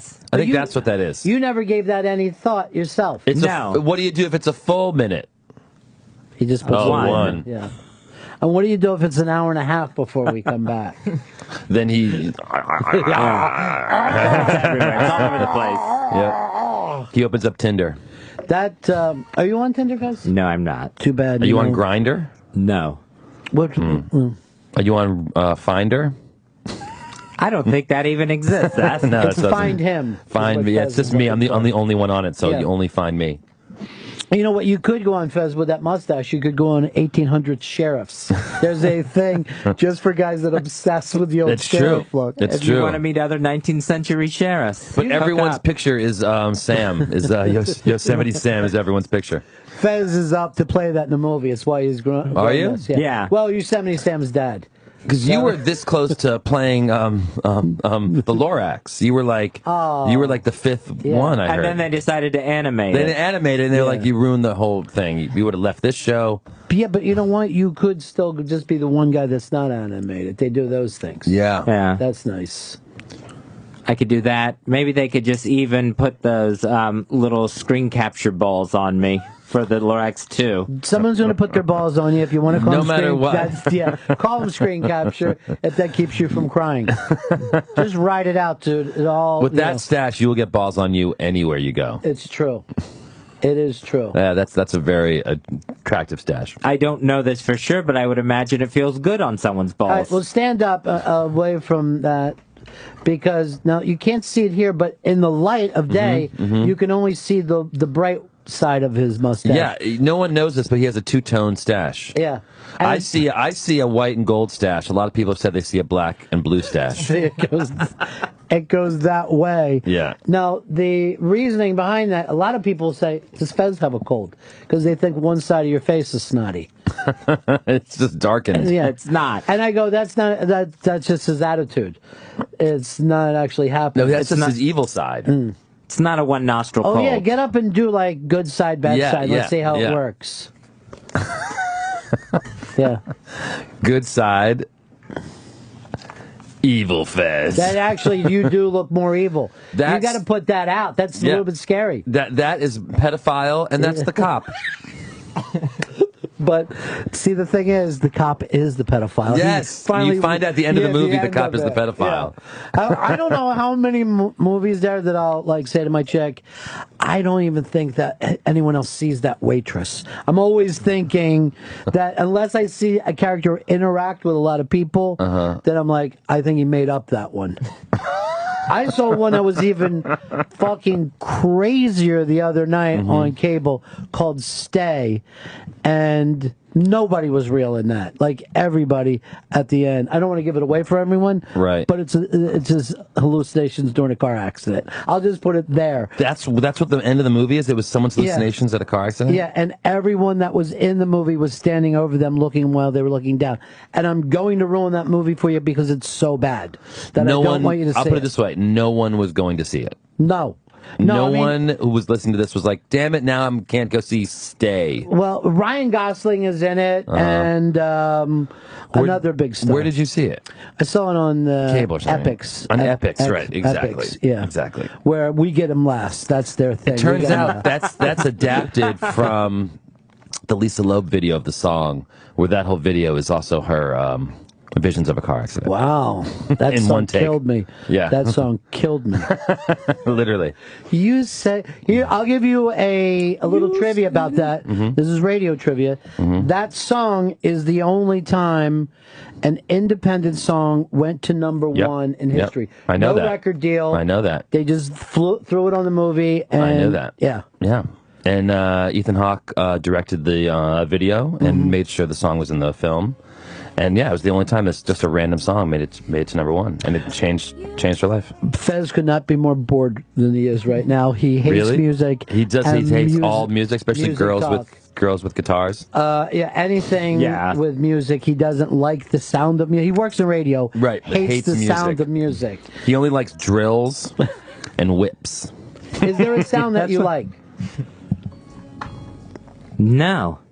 Wind chimes annoy me. Well, that's normal. Children's laughter annoys you. Yeah, that's bad. I can't You think just of like a melodic dead sound. silence. You like, yeah. You would make a great deaf person. You would actually love to be deaf. My ears were wasted on You'd me. just be like this. I'm doing great. Yeah, I yeah. love it. And you wouldn't have to hear anyone else's problems. Yeah. for a change. Just your own. They say that people that he just stopped there for a second. He keeps it quiet. Yeah. But they say that it's harder to be deaf than it is blind. I've always wondered about that. Did you get more information from your eyes than from your ears? I feel like I get more information from my eyes. I think the information is not enough, though. Yeah. People say that they're lonelier when they're deaf. And lonely, this just came out this week, lonely kills. It kills people. Now, half the city of New York lives alone. Yeah. There's one person. You know, Yeah. this is a time, Fezzy, once in your life, you're not the freak. You're the normal New Yorker. Now, when you leave here and go into the suburbs, kids make up fucking terrible stories about, that's old man Fez's house. He's only got one evil mustache. He's got an evil side and a good side. Depends when you knock on his door. But like you're comfortable and normal living in New York. But if you leave here, you're the creepy weirdo who lives alone in a home. Yeah. And that scares people. And they make up stories. You have hundreds of cats. You've kidnapped kids, which you probably have. Oh, that's but true. they exaggerate how many. Yeah. And here in New York, it's okay It's to have a lot fine. of cats and kill people. Well, just in my own family, I'm the weirdo who lives alone, and you know the nieces. You know, he doesn't have a wife, he doesn't have kids. Everyone else does. Where do they live? Like Florida. No, they're the fucking weirdest. Yes, they're definitely the weirdest ones. Yeah, they live they're in Florida. what's wrong with Fez? He don't even have a meth lab. Those fucking kids are nuts. He's never shot anyone for no reason.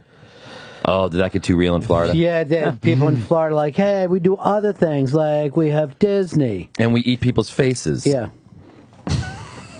Fez, you grew up in Florida, born there, raised there. Yeah. What town? He would actually Pinellas Park. Pinellas Park. He actually went to school in Orlando, took a roller coaster to school every day. He would get in and just ride there. It was exciting. That's great. Yeah. Loop to loops, 3 there and 3 back. This is my loop. I got to get off, but we'll pick this up tomorrow. It was odd because the cool kids wanted to be in the front for a change. No, it is Florida. There are no cool kids. I will say, I was in Orlando recently, and I got to tell you, it is a much cooler town than people give it credit. It would credit have for. to be. It really is. Have to be. It has a giant population that's like Portland. They make their own. They have all their own gardens. There's all these rock clubs in this one little area. It was really neat. What, downtown Orlando? Downtown. Yeah, downtown off Orlando. Of downtown. There is like 2 blocks that makes it feel like you're in the city, and then you come out on the other end of that. Right. But most of, like if you go places you try to get a loan in Orlando, they'll go like this. So what are you, a desk clerk or a maid? What do you do for a living? Which park do you work at? You only work at parks. There was big fights between the Universal guys and the Disney guys. Yeah. They go back and forth. There was a rumble. Yeah. There was a giant rumble between the guys playing like the Minions and Pluto. They had a giant fight in costume. It was pretty crazy. I saw it. I was there. Fucking Minions. Yeah. When's the last time you've been to a park? When you go down there, does your family go to the parks all the time? Yeah, my brother takes the kids there. I have not been to a theme park forever. Really? Yeah. You're missing out. Been a long time since I've been to Orlando. The last time he went there, he Said with disdain. needed an e-ticket. He goes It's back in the back away. of the coupon book. He goes back They away. hand you. Anyone over 40 is just like slamming their windshield right now, just loving it. Also, speaking of theme parks, did they still have the Great Adventure Safari in Jersey? I believe they do. They still have that? I thought they were closed. I wasn't sure. I was talking about that recently with someone. I'm from Jersey, and they used to have, they still do, the safari. Where That you was drive the first, through I safari. believe. Yeah, at least I heard. And the baboons would ruin your car every time. They attacked we had an old Dodge, and we had a vinyl roof, which was a mistake. We didn't realize that was going to be a mistake. But the baboons descend on the car and started ripping up the vinyl off the roof, and we couldn't go anywhere. I mean, we were literally surrounded by baboons. Unless we killed a few, we couldn't really drive. So we'd have to watch them rip the car apart. It was kind of scary. They now call it off-road adventure. I'm being told it's not the they same call it off-road people adventure. that own it. It's just a family that owns it now, and mainly really? it's just dogs, wild dogs. It's just that a are bunch of dogs, and there's one guy in like a lawn chair. I don't know why they thought it would be a great idea. So to you're let in the cage Yeah. and the animals run free. That was kind of the idea. You're in the cage of your car and the animals just surround you and destroy the car. But I remember being in one and I had the kids with me, and a giraffe came up, and you Yeah. do not realize, like, a giraffe is intimidating. The neck is like a tree trunk. Yeah. And it was just up Yeah. swinging around. All it wants is food, Yeah. you know? Yeah. And the kids are like, what are we going to do? What are we doing? I'm like, I don't know. I don't deal with giraffes on a regular basis. I bring my giraffe manual with me. My dad used to do a thing where, and he would always think it was funny, we'd be driving down the road, and then he would just get off and drive through a black neighborhood and be like, who wants to get out? We're like, get back on the highway! Stop fooling around! But it was a different time. That was your drive through safari. Yeah, off-road adventure. Off-road. Now they're telling me you have to get on the safari bus. The listeners are saying that they don't trust you. They put you in the safari bus. But it's still the same thing, and you drive around, and but the animals are free. they don't leave it up to Dad to decide where you're going. Too many vinyl roofs have been ruined. Too many ruined, yeah. I see. And then the animals, the picture, the animals come up to the bus and you feed them. Now, as kids, we went to the Philadelphia Zoo, which back then used to be almost all cement, that they would put these animals in a cement cell. And first grade, we're all standing here, we're all amazed, and a monkey shits in its hand and throws it at us. And we peaked at that. I mean, That's what they paid to do. We were so thrilled, and like monks, like weeks later, we would just bring it up, and everyone would just fall out laughing. I remember well. Yeah. The Bronx Zoo, they still do that. Even some of the monkeys, zookeepers. yes, the zookeepers and the monkeys have a fight. No, I was at the Bronx Zoo recently, and the monkeys just love it. They take their own shit, and they look at it, and they throw it right at the window where everyone's watching them. Yeah. It's just these big shit stains on the window. It's amazing. It is a really brilliant thing to do. Out of everything in nature, no one wants to be hit with shit. No, and You they know? know it. The Yeah. monkeys are very aware of it. Sure. They're not dumb. I think one day they'll take over. I believe it. I believe that this will become a planet of apes, if you will. Wow. Okay, you're blowing my mind. Yeah. I've never even thought of that before. Yeah. This could make a good movie. Or several. Yeah, 100 good I movies. feel like this could be a series. Yeah. You were obsessed with Planet of the Apes. The original? When I was a little kid, I got to stay up late one weekend and watch Planet of the Apes with Charlton Heston. Right. When you were a little kid, you got to stay up late and watch the Civil War. See where I went with that, Fez? Yes, Went back to the I'm white, old. No, went back to the white mustache. But so you saw it on TV. You didn't even see it at the theater. Yeah. It was on TV. How quickly after it was in the I don't know. theater? This was like some sort of late night horror movie, regular thing. And I watched that and I became obsessed with it. And for the next few months at school, I just walked around like Roddy McDowell would walk around as an ape I thought in you that just movie. I thought you just had bad posture. No, I was Okay. trying to be an ape. Okay. No. I was literally aping an ape. I love that. You didn't want to have an advanced degree like Dr. Zayas. You didn't want to go to That the would've extra been monkey nice. school. No, Roddy McDowell was my favorite.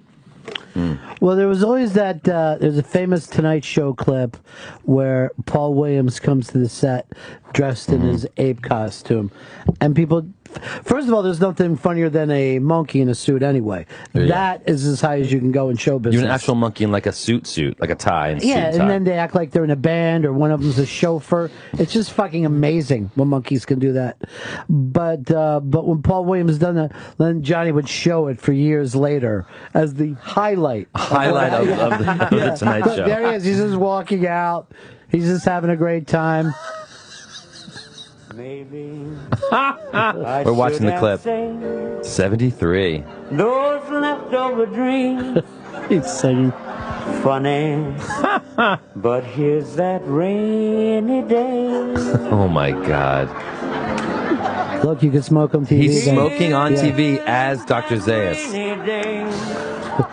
They told me about. This is funny. And I laughed at the thought that it might turn out this way. Where is Oh my God. that I Was Paul Williams in the movie? Yeah, one of the later ones. Yeah, right? he was in one of the last From Escape from the underground. Yeah, just one of the many battle 17 of the Planet of the Apes Yeah, movies. only the first one did they really attempt to tell a real story. After that was just pure silliness with the camp.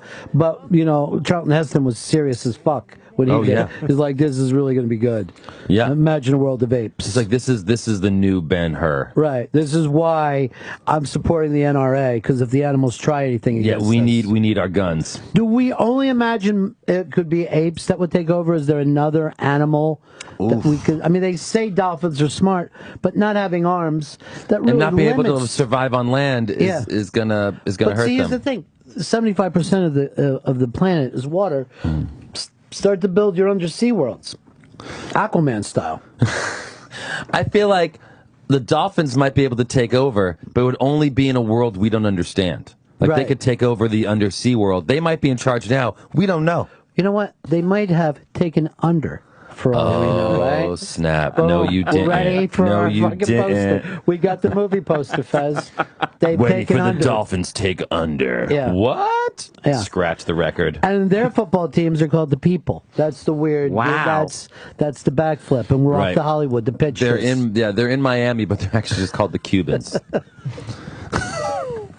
You know, they're remaking Scarface. They No just way. announced that yesterday.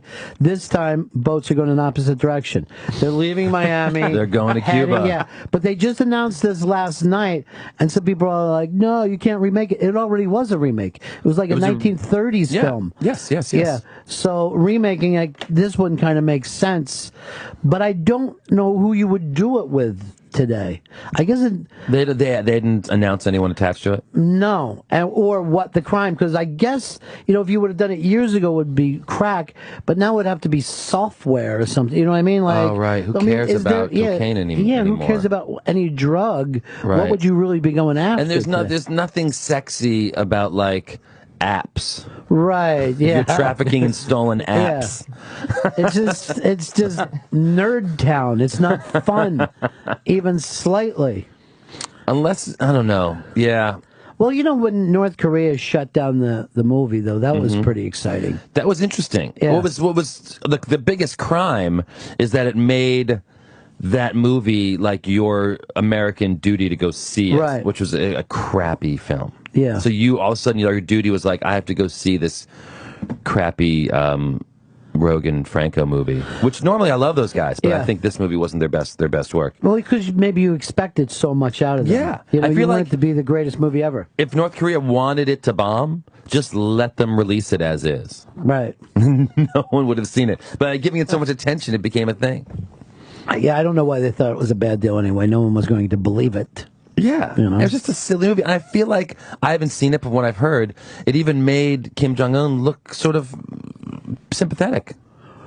Like he's like a funny character. Yeah, you felt for him because he had a bad dad, and that, you know what I Yeah, mean? yeah. It becomes that thing. Just like I was feeling bad for Robert Durst for a while. But, you know what I mean? Because I'm still obsessed with that. I'm obsessed with the fact that I feel like the whole documentary was Durst's idea. He came to Andrew Jarecki with it. Because Jarecki had done a fictional version of the story, a fictional film that he had written and directed, all good things. So Durst was like, "Oh, you should give me a chance to tell my side of the story," and then did himself in. Did you watch it from the beginning? Or I've watched all 5. I haven't watched the last one yet.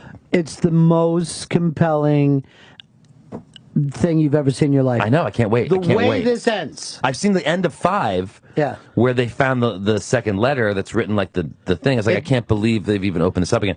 And then they can confront him with it in the final episode. Right? Yeah, and that's amazing. But something else even happens. He goes into that the blew- bathroom. Yeah, Well, I've seen the clip of that. it's unbelievable. Yeah. Why would he do that? It seems so staged almost. Why would a guy who's been so smart and so clever for 30 years? He was never smart. All He of a was just sudden rich. Slip up. I don't think he was ever smart. I think he was rich, and he got to hide behind that for a long time. He still may even get off again. Well, because it's not admissible.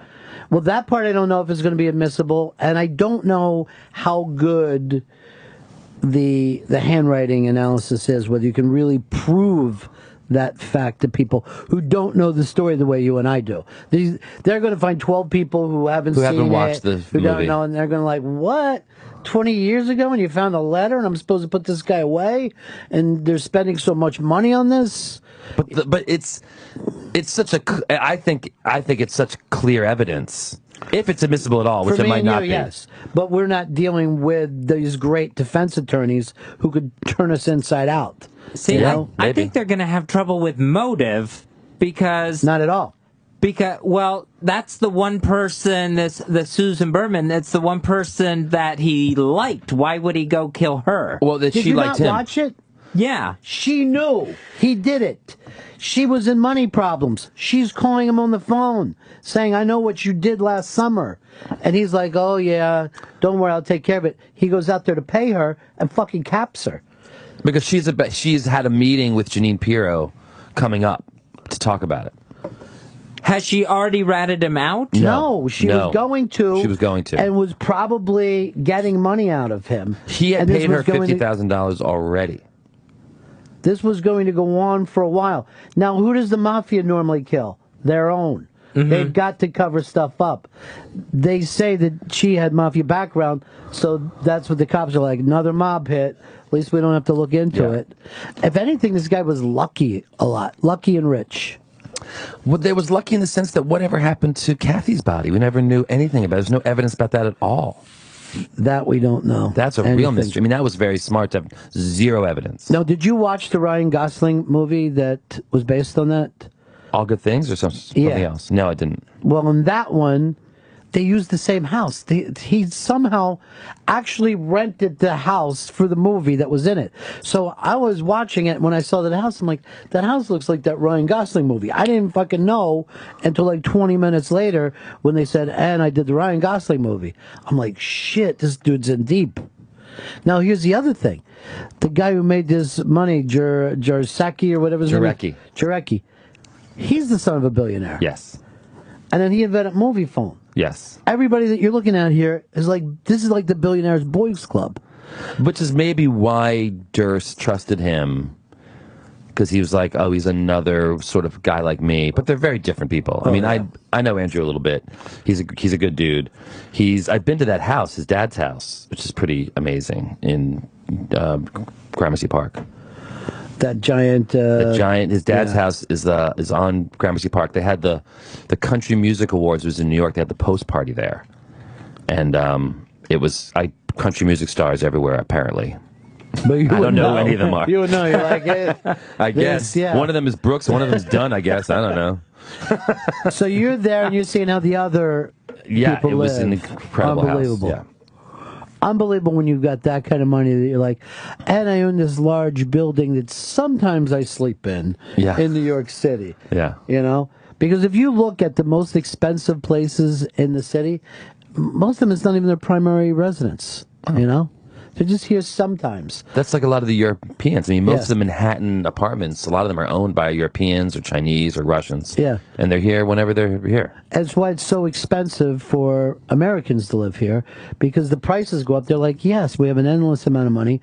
We'll just keep a place. But you go past these beautiful buildings and you'll look up and you'll see like 10 apartments lit. And you're like, why can't we go up in the rest of those places and just spend tonight there? Because they don't Airbnb their shit. Are you going to watch this if it makes it to Court TV? Because Court TV's got to pick up the next trial. Court TV still exists? I thought that was over. It's still out there. It's Well, still a thing? they don't call it Court TV, but the top mom's on there. True TV. What is it? But True TV. But No, True it's not- TV was Court TV. That's It's what I'm the saying. one that, but True TV's all comedy. Jenny now. Hott was on it. HLN, Headline News. Headline News. HLN. Yeah. If they air, oh my God, if they air the Durst trial, of course I will watch that. Everyone will watch that. We're all invested in this case now. I feel like I could be called to the stand if they needed me. I didn't watch it haphazardly like Fez does. I can't believe that. I was screaming during that part because I never followed any of the history of this trial. You know what I mean? And I just didn't know anything about it before. So it was all being laid out like new information. Right. Like a great show. And it's not just one trial, which is amazing. It's 3 murders. And now they say he might have killed two other people that we didn't even know about. Two California girls that were hitchhiking or something. What? Yeah, That's two not young like girls. him. I know. He only kills people who really annoy him. Maybe Apparently. he picked them up in the car and they just started chewing gum. Yeah. They changed the fucking channel on the radio. Anything could happen. Wow. To set him off. Wow. But they also said they found him with a latex mask that he was Yeah, I saw that. So why the timing of it I find a little weird because this happened when they confronted him with the evidence like 2 years ago, before it aired. Why is he only trying to leave town now? I don't think he thought they were going to run it. Even they Really? said his family was kind of digging the first couple episodes, like, "Oh, you're coming off pretty good in this, Robert. This is Really? nice." And as it went along, he starts going, "Oh shit, he's using that." Right. So then he finally was going to leave town the day before it aired. Yeah. Why would he leave town 2 years ago? I don't know. It Why just was he seems in weird to me. Galveston? Why was he dressed as a mute woman? Yeah. Why is he stealing hoagies? Nothing he does makes fucking sense. Stealing hoagies. We've all stolen a hoagie now and then in our day. Yeah, it's none of it makes the timing of it seems so weird. And if the police knew about it, why did they wait to arrest him till last weekend? I don't think they knew shit. I think that your buddy did all the work. You know, Really? Yeah. But then he had to tell them. At some point, he had to tell Yeah, them. you got to tell, or else it's against the law, right? But then he even said that they had that stuff for years and they didn't know. They never listened to the bathroom scene, right? They just felt like it was over. So it's like if we got up and we left, and Fez was still on here and the mic was on, and he was like, "Those two dickheads, fucking assholes." We Right. wouldn't know until some intern found that years Right. later. And they will find it, Fez. I haven't said anything. You talk to yourself a lot into You that do. mic. What did you do? I killed them all, of course. But even talking to himself was crazy. But you know who does that? People who live alone. Fez, you say you always talk to yourself out loud. Yeah. What kind of shit do you say in your apartment to yourself? It's a lot of things like, especially in the morning, you better get up. You need to get up. I'll say that out loud. I will ask myself, do I have anything to eat? You're your own nagging wife. I am. You got to get up, Fez. Get up. I want to sleep more. No! You have to get up. I've screened that and used that tense of you. Well, if you go back and watch Durs, it felt like two separate personalities talking. Yes. And that's what freaked me out. Clearly, he has the conscious talking to him. Right. And then himself who's trying to hide it. Like you did it. You did. It's like, what did you do? Killed them all, of course. Oh, God. It's so creepy. Oh, God. It almost seems so staged. That's why it's too real. It's too like it didn't seem like someone would actually do that. Do you have two personalities when you talk to yourself? Usually when I talk to myself, I'm a much nastier person. It's like... You couldn't be. I know you. You're already, you could be tied. You're mean to yourself? It's not a pleasant voice. Yeah. So you're never kind to yourself? No. It's like if I... You never say, like, let's get you some pudding. No, that never You ever comes say, up. you've had a good day today, Fez. You've been a good boy. No. You get an extra spanking. Time for you to take your dick out and twirl it. Yeah. You say stuff like that? I've never... I'll try it this weekend, but I've never said anything about my dick twirling. See, the thing is, he says he talks to himself, but I think he talks to a severed head. That he keeps down there. Do you disparage yourself a lot? Like, ugh, you're such a mess. No one will ever love you. Yeah. You're ugly and you're stupid. What do you say? What's the worst thing you've ever said to yourself? I think it was like, why don't you just fucking die? Jeez.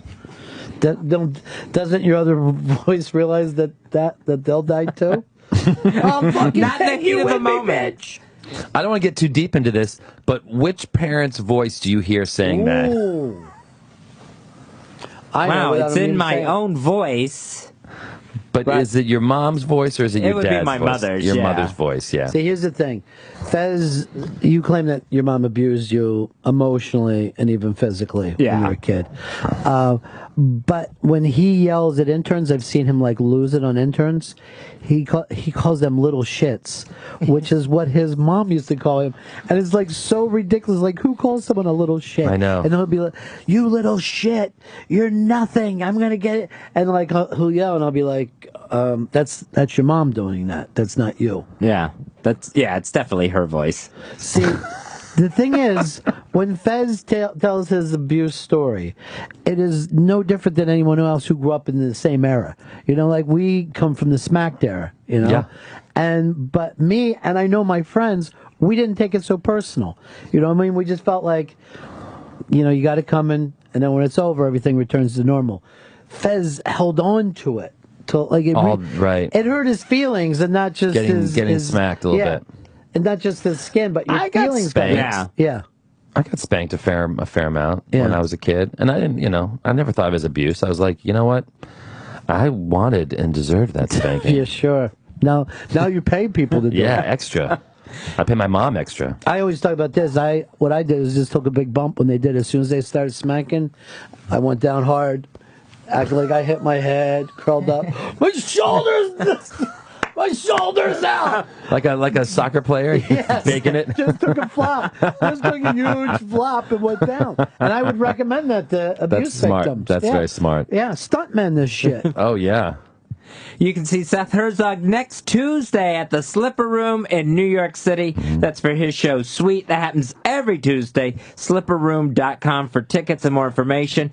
And you can get info on the show's lineup by going on Twitter at The Zog. There you go. Legendary show. You never know who's going to show up. Never know who's going to show up. We have tons of great people showing up all the time. Not just comics, but actors. Justin Long and Jerry O'Connell show up a lot to perform, and Josh Charles, and all sorts of people. What does Justin Long do? Well, he does impressions too, right? He does amazing impressions. I saw his Vince Vaughn was insane. Vince Vaughn's one of many great people. He does a great Michael J. Fox. Yeah. He does a Sam Rockwell, although that's not a super useful one, but it's really funny.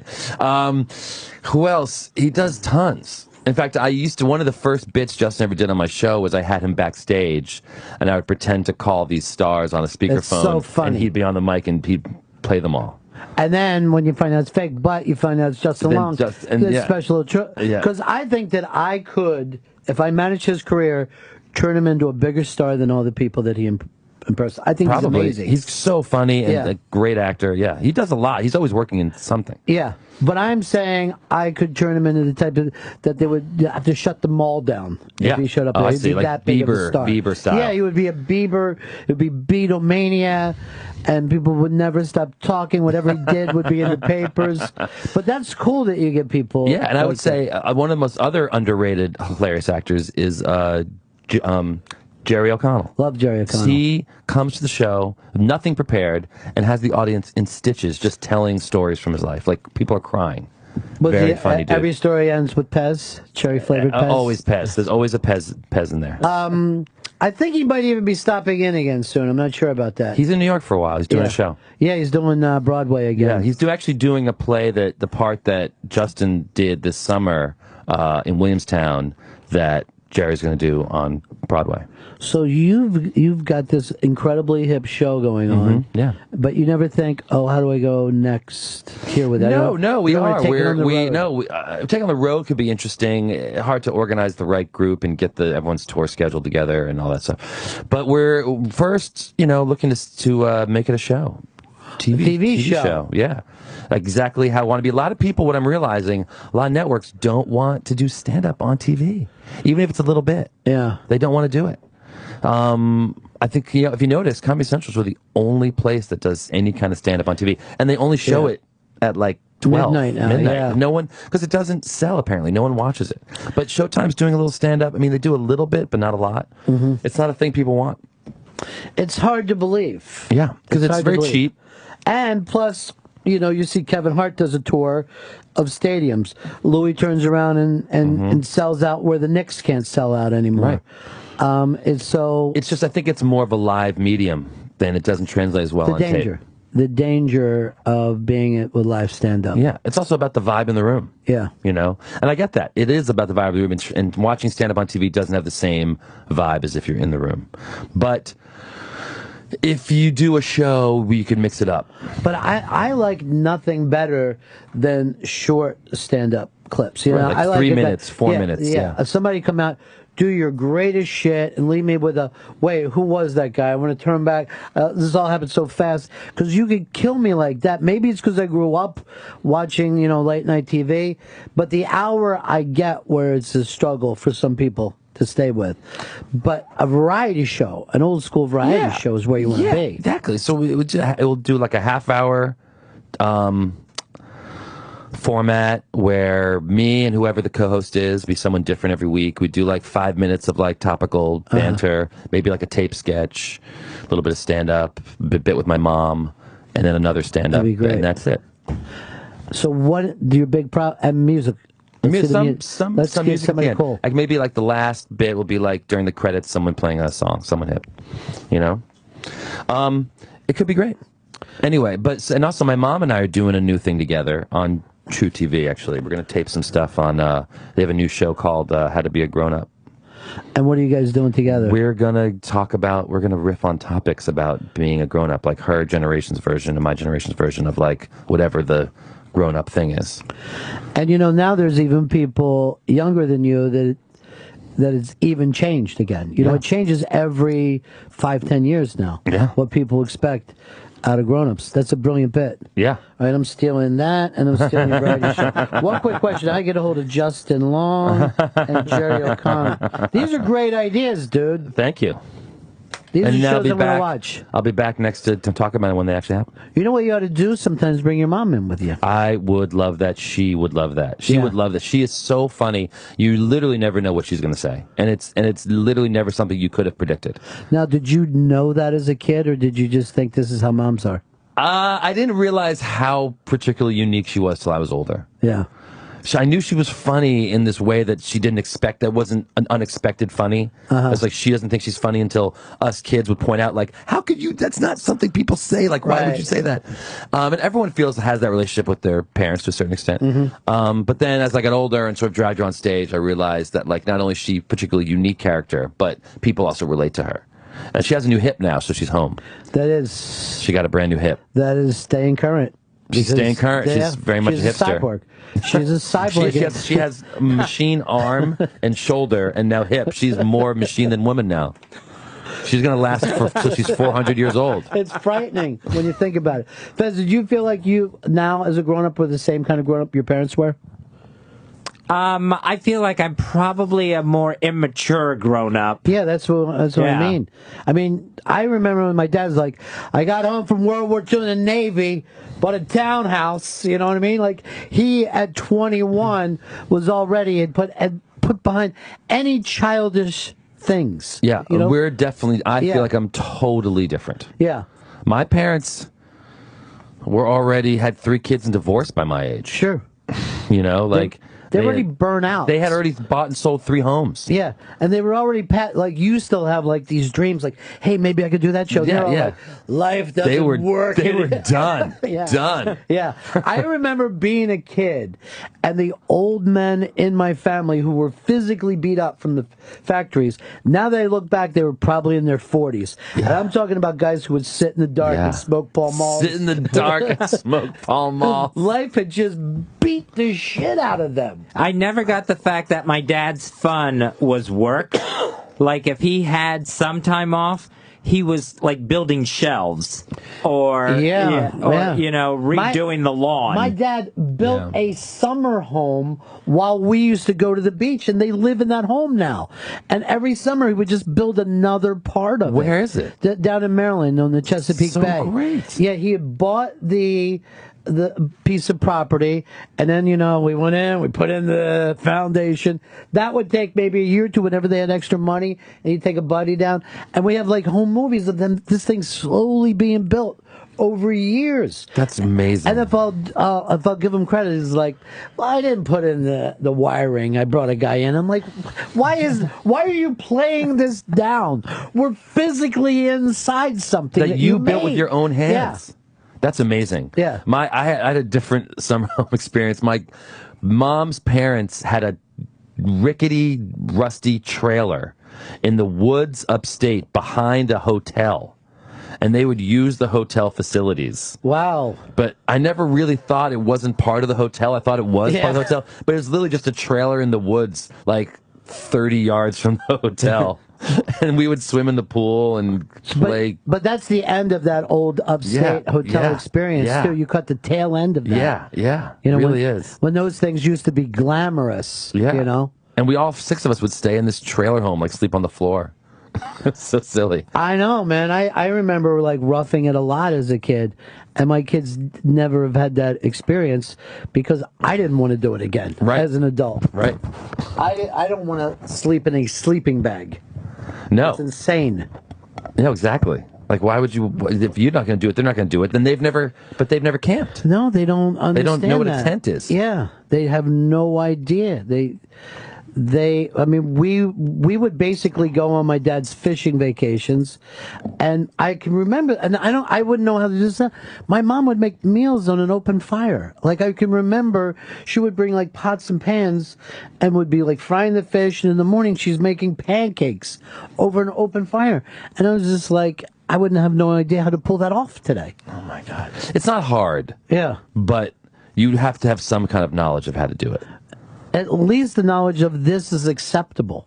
You know what I mean? Yeah. Because I'm sure as a kid I said to them, this isn't acceptable. Yeah. I don't want to see no hobo kid of mine cooking things on an open fire. Inside fires only. Yeah, right. But this is why I'm going to love this show with your mom, because life changes so fast, now faster than ever. Yeah. You know? Yeah. And our references are very small. She only really remembers Howdy Doody and Johnny Ray. If you're not talking about Howdy Doody and Johnny Ray, she has nothing to talk about. Those are her two. Johnny Ray was like the biggest star in the world, and he's not remembered. Yeah, he's the biggest star, but like for 2 years, he was the biggest deal in the world. But they only had like a 2-year span where he was like it. But didn't he? Did he commit suicide or something? There's some sad end. Some weird ending, right? Yeah. She was obsessed with him. She was right at the right age when that was happening. That's phenomenal. I can't wait for this, dude. It's always great when you guys are the stop best in here, man. I got to bring my stash next time. Bring it. Start growing one. Go up against Fez. Yeah, we'll have a mono. stash contest. So I'm doing the shave tonight because it's spring. Fez, you getting rid of the winter look? You staying with it? I was going to stay with it. It's snowing. I like to get rid of it and get spring started. Off we So you're go. going to wear a bathing suit tomorrow? Yeah, tomorrow I'm going to be in here in a Hawaiian shirt. I'm going to be grilling during roasting the show. a pig on a spit. Yeah, I'll just have a hose, just be doing the back here, trying to get the grass going. You can see Seth Herzog this coming Tuesday at the Slipper Room. That's with his weekly show, Sweet. Happens every Tuesday at the Slipper Room. SlipperRoom.com for tickets and more information. On Twitter, it's @TheZog. And be watching for How to Be a Grown-Up, coming soon to True TV. Thanks so much, buddy. Thank you. If you want to, I know Sam is going to do his 3-hour wrestling show, and it's a look back at Strike Force. Who were the 2 members of Strike Force? Rick Martel and Tito Santana. Yeah, you want to stay there till the end of the show when you found out how they turned on each other.